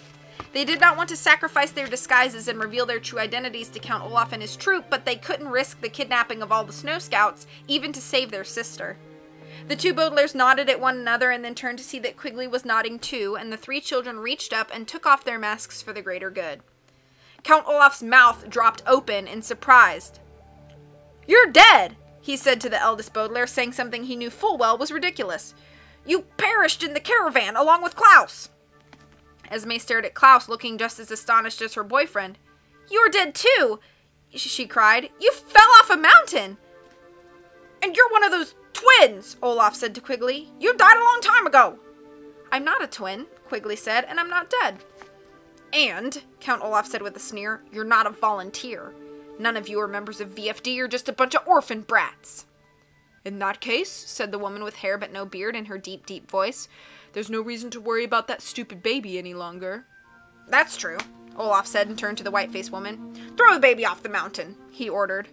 Violet and Klaus cried out in horror, but the 2 white-faced women merely looked at the covered casserole dish they were holding and then at one another.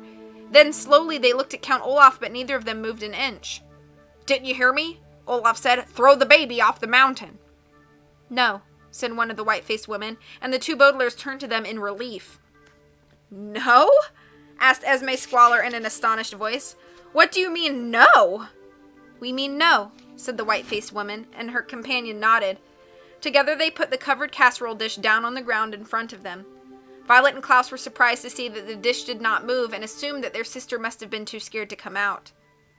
"We don't want to participate in your schemes anymore," said the other white-faced woman and sighed. "For a while it was fun to fight fire with fire, but we've seen enough flames and smoke to last our entire lives." "We don't think that it was a coincidence that our home burned to the ground," said the first woman. "We lost a sibling in that fire, Olaf." Count Olaf pointed at the 2 women with a long bony finger. "Obey my orders this instant!" he screamed, but his 2 former accomplices merely shook their heads, turned away from the villain, and began to walk away. Everyone on the square peak watched in silence as the two white-faced women walked past Count Olaf, past Esme Squalor, past the two sinister villains with eagles on their shoulders, past the two Baudelaires and Quigley Quagmire, past the hook-handed man and the former employees of the carnival, and finally past Bruce and Carmelita Spatz and the rest of the Snow Scouts, until they reached the rocky path and began to walk away from Mount Fraught together. Count Olaf opened his mouth and let out a terrible roar, and jumped up and down on the net. "You can't walk away from me, you pasty-faced women!" he cried. "I'll find you and destroy you myself. In fact, I could do anything myself. I'm an individual practitioner, and I don't need anybody's help to throw this baby off this mountain." With a nasty chuckle, he picked up the covered casserole dish, staggering slightly, and walked to the edge of the half-frozen waterfall. "No!" Violet cried. "Sonny!" Klaus screamed. "Say goodbye to your baby sister, Baudelaires," Count Olaf said with a triumphant smile that showed all of his filthy teeth. "I'm not a baby!" cried a familiar voice from under the villain's long black automobile, and the two elder Baudelaires watched with pride and relief as Sunny emerged from behind the tire Violet had punctured, and ran to hug her siblings. Klaus had to take his glasses off to wipe the tears from his eyes as he was finally reunited with the young girl who was his sister. "I'm not a baby," Sunny said again, turning to Olaf in triumph. "How could this be?" Count Olaf said, but when he removed the cover from the casserole dish, he saw how this could be, because the object inside, which was about the same size and weight as the youngest Baudelaire, wasn't a baby either. "Baba Ganoush!" Sunny cried, which meant something along the lines of, "I concocted an escape plan with the eggplant that turned out to be even handier than I thought." But there was no need for anyone to translate, as the large vegetable slid out of the casserole dish and landed with a plop at Olaf's feet. "Nothing is going right for me today!" cried the villain. "I'm beginning to think that washing my face was a complete waste of time!" "Don't upset yourself, boss," said Colette, contorting herself in concern. "I'm sure Sunny will cook us something delicious with that eggplant." "That's true," said the hook-handed man. "She's becoming quite a cook. The fall spring rolls were quite tasty, and the lox was delicious." "It could have used a little dill, in my opinion," Hugo said, but the three reunited Baudelaires turned away from this ridiculous conversation to face the Snow Scouts. "Now do you believe us?" Violet asked Bruce. "Can't you see that this man is a terrible villain who is trying to do you harm?" "Don't you remember us?" Klaus asked Carmelita Spatz. "Count Olaf had a terrible scheme at Prufrock Prep, and he has a terrible scheme now." "Of course I remember you," Carmelita said. "You're those cake-sniffing orphans who caused Vice Principal Nero all that trouble. And now you're trying to ruin my very special day. Now give me that spring pole, Uncle Bruce." Now, Carmelita," Bruce said, but Carmelita had already grabbed the long pole from Bruce's hands and was marching across the net toward the source of the stricken stream. The man with a beard but no hair and the woman with hair but no beard clasped their wicked whips and raised their shiny whistles to their sinister mouths.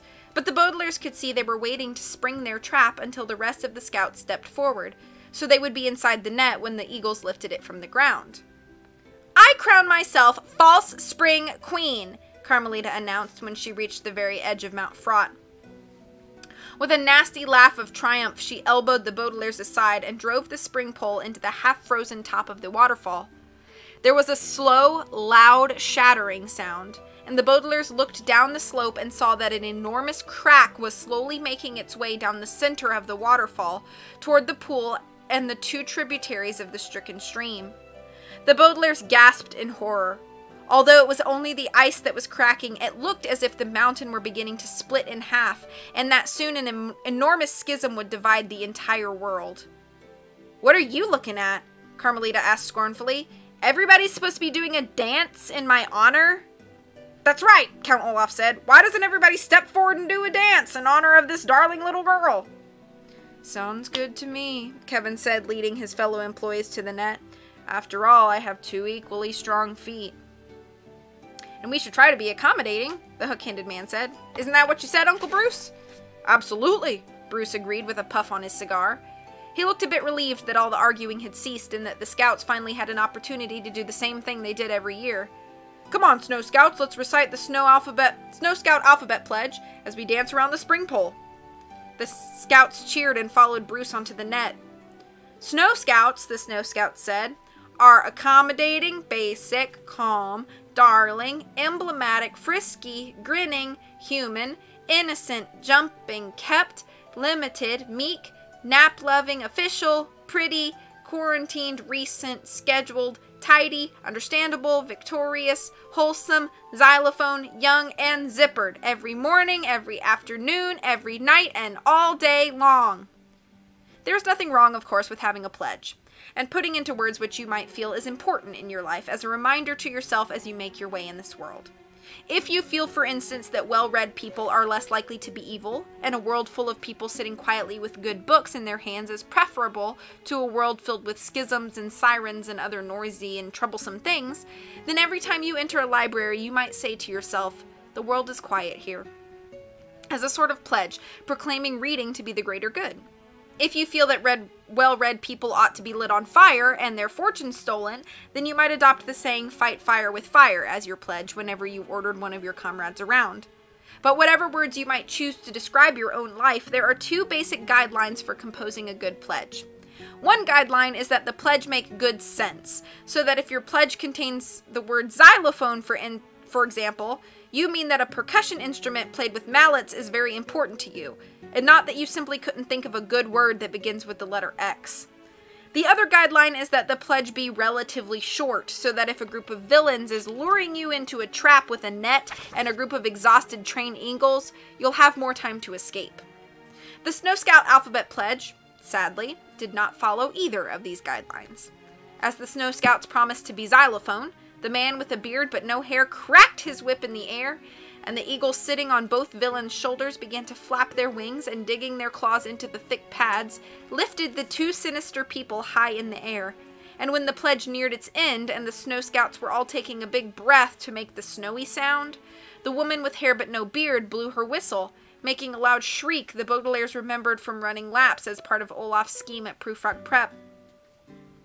The three siblings stood with Quigley and watched as the rest of the eagles quickly dove to the ground, picked up the net, and with their wings trembling with the effort, lifted everyone who was standing on it into the air, the way you might remove all the dinner dishes from the table by lifting all the corners of the tablecloth. If you were to try such an unusual method of clearing the table, you would likely be sent to your room or chased out of the restaurant, and the results on Mount Fraught were equally disastrous. In moments, all of the Snow Scouts and Olaf's henchfolk were in an aerial heap, struggling together inside the net that the eagles were holding. The only person who escaped recruitment, besides the Baudelaires and Quigley Quagmire, of course, was Carmelita Spatz, standing next to Count Olaf and his girlfriend. "What's going on?" Bruce asked Count Olaf from inside the net. "What have you done?" "I've triumphed," Count Olaf said. "Again. A long time ago, I tricked you out of a reptile collection that I needed for my own use." The Baudelaires looked at one another in astonishment, suddenly realizing where they had met Bruce before. "And now I've tricked you out of a collection of children."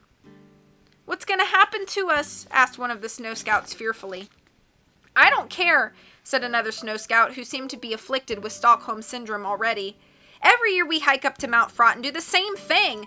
At least this year's a little different." "Why are you recruiting me too?" asked the hook-handed man, and the Baudelaires could see one of his hooks frantically sticking out of the net. "I already work for you."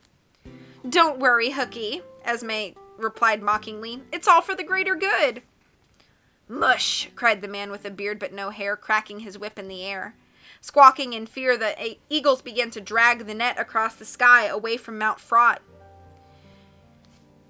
"You get the sugar bowl from those bratty orphans, Olaf," ordered the woman with the hair but no beard, "and we'll all meet up at the last safe place." "With these eagles at our disposal," said the sinister man in his hoarse voice, "we could finally catch up to that self-sustaining hot air mobile home and destroy those volunteers." The Baudelaires gasped and shared an astonished look with Quigley. The villain was surely talking about the device that Hector had built at the village of Foul Devotees, in which Duncan and Isadora had escaped. "We'll fight fire with fire," the woman with hair but no beard cried in triumph, and the eagles carried her away. Count Olaf muttered something to himself and then turned and began creeping toward the Baudelaires. "I only need one of you to learn where the sugar bowl is," he said, his eyes shining brightly, "and to get my hands on the fortune. But which one should it be?" "That's a difficult decision," Esme said. "On one hand, it's been enjoyable having an infant servant, but it would be a lot of fun to smash Klaus's glasses and watch him bump into things." "But Violet has the longest hair," Carmelita volunteered as the Baudelaires backed toward the cracked waterfall with Quigley right behind them. "You could yank on it all the time and tie it onto things when you were bored."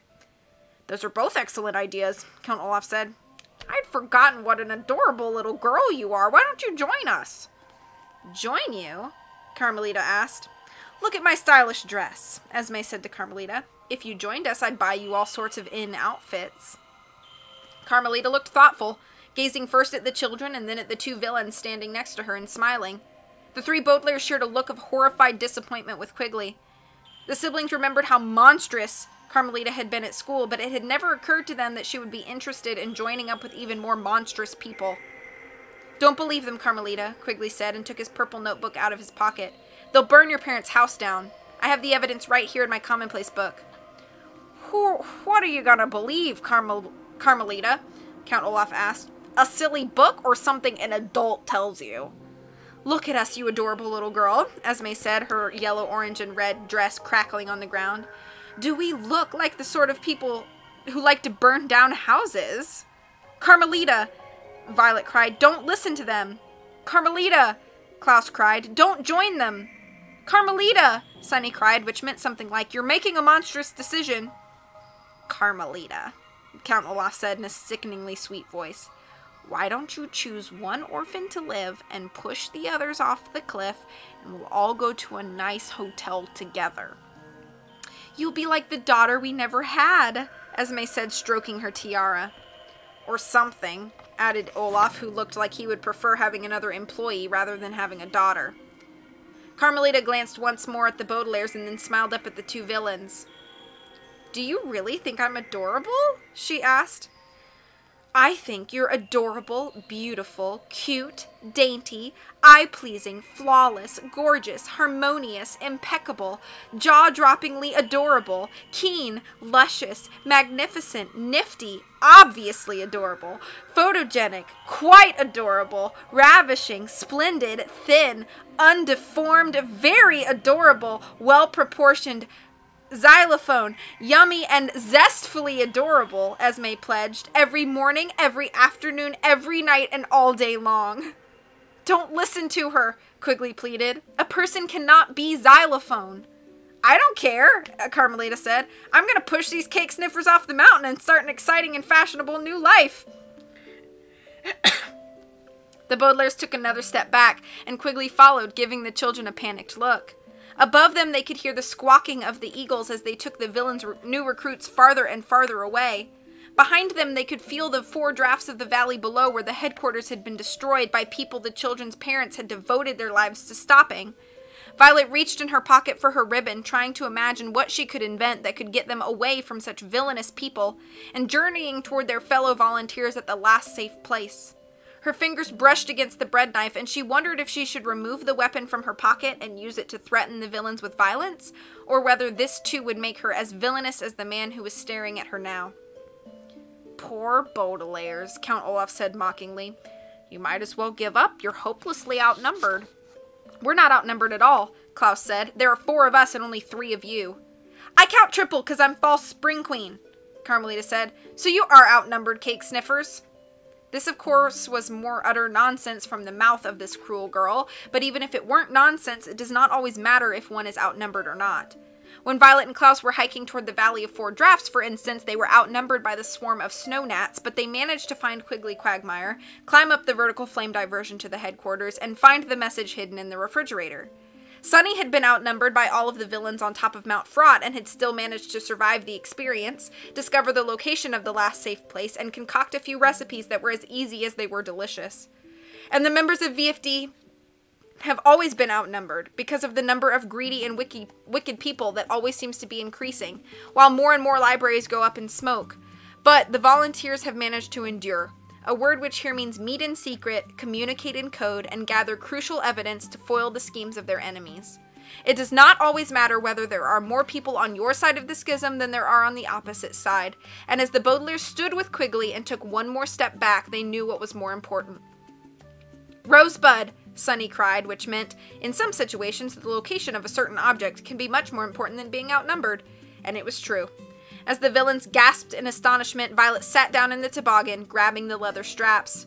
Quigley sat down behind her and put his arms around her waist, and Klaus sat down next and put his arms around Quigley's, and there was just enough room in the back for a young girl, so Sunny sat behind her brother and hung on tight as Violet pushed off from the peak of Mount Fraught and sent the 4 children hurtling down the slope. It did not matter that they were outnumbered, it only mattered that they could escape from a monstrous end by racing down the last of the slippery slope, just as it only matters for you to escape from a monstrous end by putting down the last of the slippery slope and reading a book in which villains do not roar at children who are trying to escape. "We'll be right behind you, Baudelaires," Count Olaf roared as the toboggan raced toward the Valley of 4 Drafts, bumping and splashing against the cracked and melting ice. "He won't be right behind us," Violet said. "My shoes punctured his tires, remember?"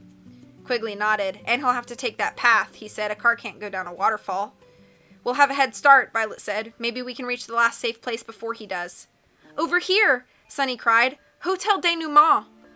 "Good work, Sunny," Violet said proudly, pulling on the leather straps to steer the toboggan away from the large crack.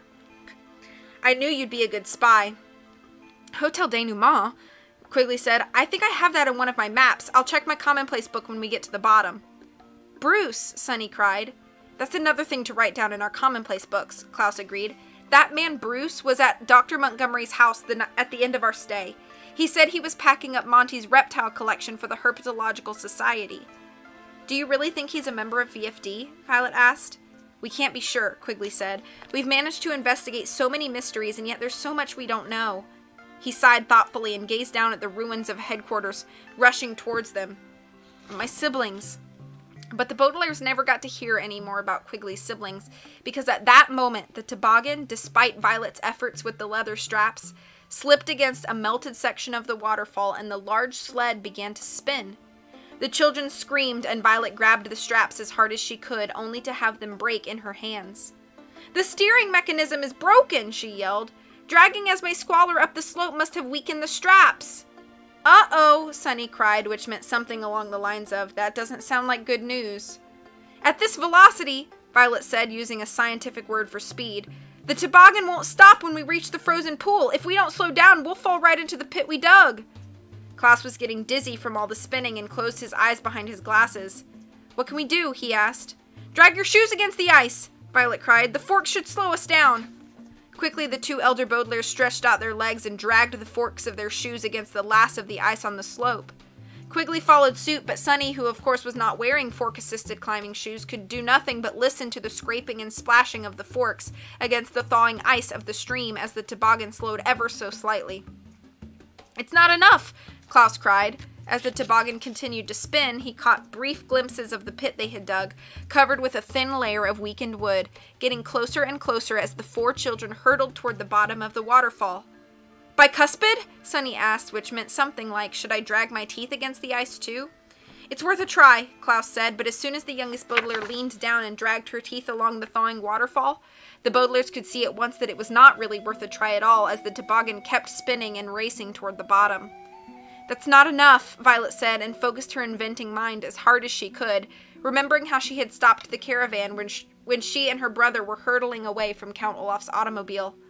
There was nothing large enough to use as a drag chute, and the eldest Baudelaire found herself wishing that Esme Squalor were on board with them, so she could stop the toboggan with her enormous flame-imitating dress. She knew there was no blackstrap molasses, wild clover honey, corn syrup, aged balsamic vinegar, apple butter, strawberry jam, caramel sauce, maple syrup, butterscotch topping, maraschino liqueur, virgin and extra virgin olive oil, lemon curd, dried apricots, mango chutney, crema de noce, tamarind paste, hot mustard, marshmallows, creamed corn, peanut butter, grape preserves, saltwater taffy, condensed milk, pumpkin pie filling, or glue on board, or any other sticky substance, for that matter. But then she remembered the small table she had used to drag on the ground behind the caravan, and she reached into her pocket and knew what she could do. "Hang on!" Violet cried, but she did not hang on herself. Dropping the broken straps of the toboggan, she grabbed the long bread knife and took it out of her pocket at last. It had only been several days, but it felt a very long time since she had taken the knife from the caravan, and it seemed that every few minutes she had felt its jagged blade in her pocket as she tried to defeat the villains high above her without becoming a villain herself. But now, at last, there was something she could do with the knife that might save them all without hurting anyone. Gritting her teeth, Violet leaned out of the spinning toboggan and thrust the knife as hard as she could into the ice of the slippery slope.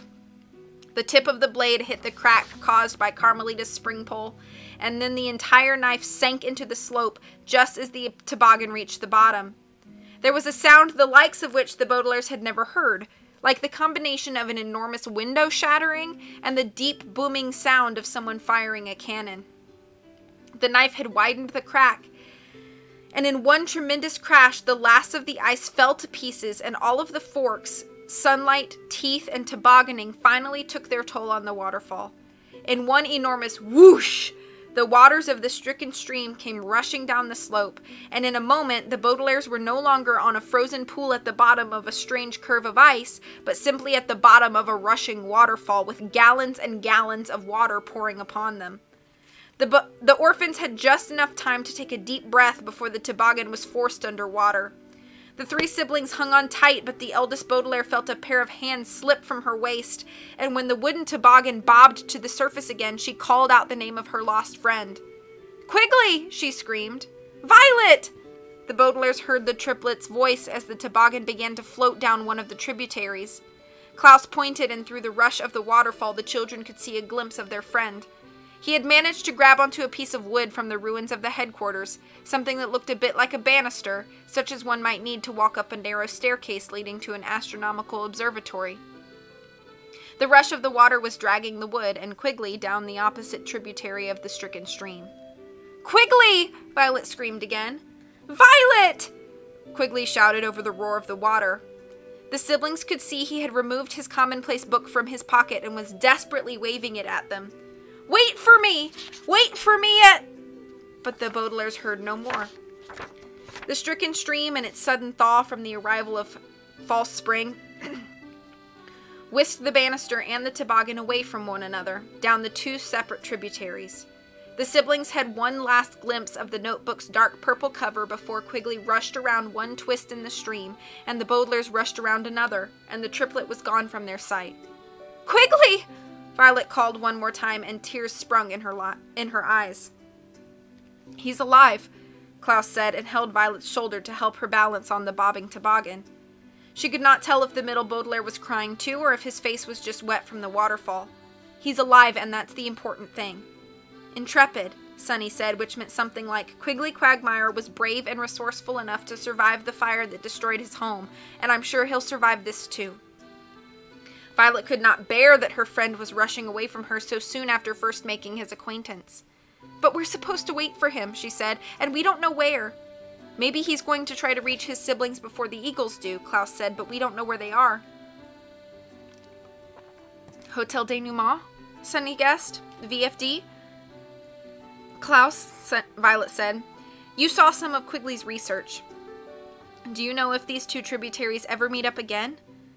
Klaus shook his head. "I don't know," he said. "Quigley's the cartographer." "Godot," Sonny said, which meant we don't know where to go and we don't know how to get there. "We know some things," Klaus said. "We know that someone sent a message to JS. Jacques," Sonny said. Klaus nodded. "And we know that the message said to meet on Thursday at the last safe place." "Matahari," Sonny said, and Klaus smiled and pulled Sonny toward him so she wouldn't fall off the floating toboggan. She was no longer a baby, but the youngest Baudelaire was still young enough to sit on her brother's lap. "Yes," Klaus agreed.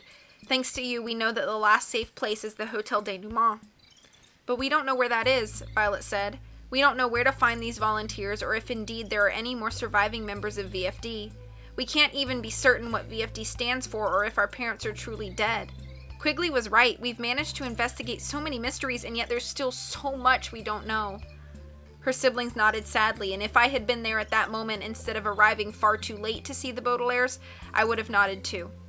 Even for an author like myself who has dedicated his entire life to investigating the mysteries that surround the Baudelaire case, there is still much I have been unable to discover. I do not know, for instance, what happened to the two white-faced women who decided to quit Olaf's troop and walk away all by themselves down the Mortmain Mountains.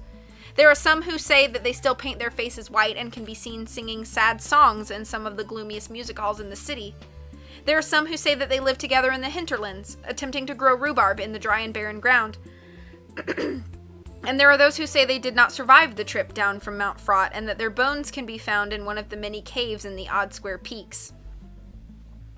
But although I've sat through song after dreary song and tasted some of the worst rhubarb in my life and brought bone after bone to a skeleton expert until she told me I was making her so miserable I should never return, I have not been able to discover what truly happened to the two women. I do not know where the remains of the caravan are, as I have told you, and as I reach the end of the rhyming dictionary and read the short list of words that rhyme with zucchini, I am beginning to think that I should stop my search for the destroyed vehicle and give up that particular part of my research. And I have not tracked down the refrigerator in which the Baudelaires found that verbal fridge dialogue, despite stories that it is also in one of the Mortmain Mountain caves or performing in one of the gloomiest music halls in the city. But even though there is much I do not know, there are a few mysteries that I have solved for certain. And one thing I am sure about is where the Baudelaire orphans went next, as the ashen waters of the stricken stream hurried their toboggan out of the Mortmain Mountains, just as the sugar bowl was hurried along, after the volunteer tossed it into the stream to save it from the fire. But although I know exactly where the Baudelaires went, and can even trace their path on a map drawn by one of the most promising young cartographers of our time, I am not the writer who can describe it best. The writer who can most accurately and elegantly describe the path of the three orphans was an associate of mine who, like the man who wrote The Road Less Traveled, is now dead. Before he died, however, he was widely regarded as a very good poet, although some people think his writings about religion were a little too mean-spirited. His name was Algernon Charles Swinburne, and the last quatrain of the 11th stanza of his poem, The Garden of Proserpine, perfectly describes what the children found as this chapter in their story drew to an end, and the next one began. The first half of the quatrain reads, that no life lives forever, that dead men rise up never. And indeed, the grown men in the Baudelaire's lives who were dead, such as Jacques Snicket or the children's father, were never going to rise up. And the second half of the quatrain reads, that even the weariest river winds somewhere safe to see. This part's a bit trickier, because some poems are a bit like secret codes, in that you must study them carefully in order to discover their meaning. A poet such as Quigley Quagmire's sister Isadora, of course, would know at once what those two lines mean, but it took me quite some time before I decoded them.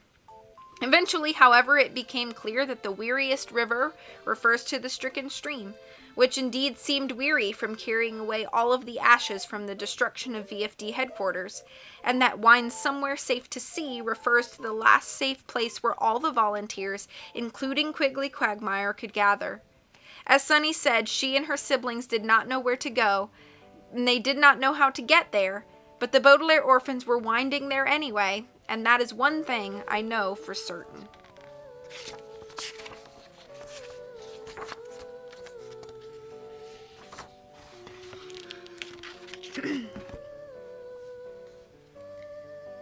That's the book.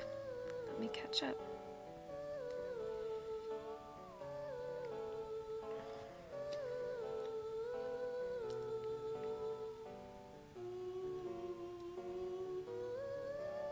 Sugar bowl pickle? Oh. I don't understand rabbit season. Oh, rabbit season, duck season. I get it. Eagles everywhere. Talk about Hotel California. Chickens don't clap. Pretty sure that chicken dance has chickens clapping. A coodle doodle doo. Cuckoo ka-cha. Cake sniffers. Oh, my character. They want to be basic. Mountain air is much fresher than the air in the town from it. They also want to be xylophone. Welcome back, Rock, if you're still here. I've always been xylophoned. She called her luscious? Esme is describing me, I think. Probably. I'm very xylophone after all. Knife idea! Stabby violet. Stabby stab. Whoosh! Quigley Wilson Quagmire. Godot, Sunny said, meaning the most recent Wonder Woman actress. Oh, Gal Gadot. So much waiting for that actress. Godot, Sunny said, meaning what are we waiting for? Dang, Ritty. Zucchini meanie. Steamy. Stop. When he died, do you think Snicket brought flowers for Algernon? Ha! That's a reference. Flowers and a pork roast. Claps at the right time. Thank you. Well read. Derriere. Thank you for the way to go. I'm gonna read the quick preview for the next book. I want to give you guys a chance to see it. So you can see there's some water stains. To my kind editor, I apologize for the writing quality of this letter, but I'm afraid the ink I am using has become diluted, a word which here means soaked with salt water from the ocean and from the author's own tears. It is difficult to conduct my investigation on the damaged submarine where the Baudelaires lived during this episode of their lives, and I can only hope that the rest of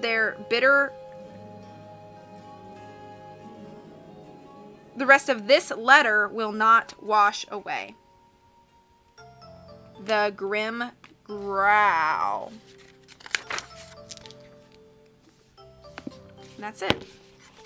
I don't know what the reference is, but I know I've seen letters to Algernon, or flowers to Algernon before, something like that. I don't know. I might be making a fool of myself. All right, guys. Whew. This is the longest book, I think, in the, I don't know, actually the last 3, they all get bigger. So we've gotten 10 of them down.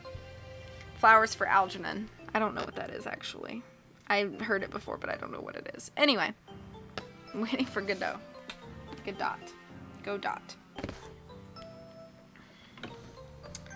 The next book I'll be reading on stream, obviously, since I trade off, will be The Haunted Carousel. So, look forward to that. Thank you guys for being here. Thank you guys for hanging out with me. I hope you enjoyed it. For those of you who are watching on YouTube, sorry that it took so long. I don't mind you asking me when the next part's coming as long as you're nice about it. I have a lot in my life that I juggle, and so I just do this when I can. It's just a labor of love, so thank you all for all of those who were patient, and I hope that you enjoyed this book. Book 11 will be coming to you probably in the next month or 2, so don't hold me to that, but that's the plan. I hope you guys have a great rest of the night. I'm gonna go eat some more food, even though I already had dinner, and get ready for bed. Take care of yourselves. I'll see you tomorrow, hopefully. As always, much love from me to you, and I'll see you all soon. Bye.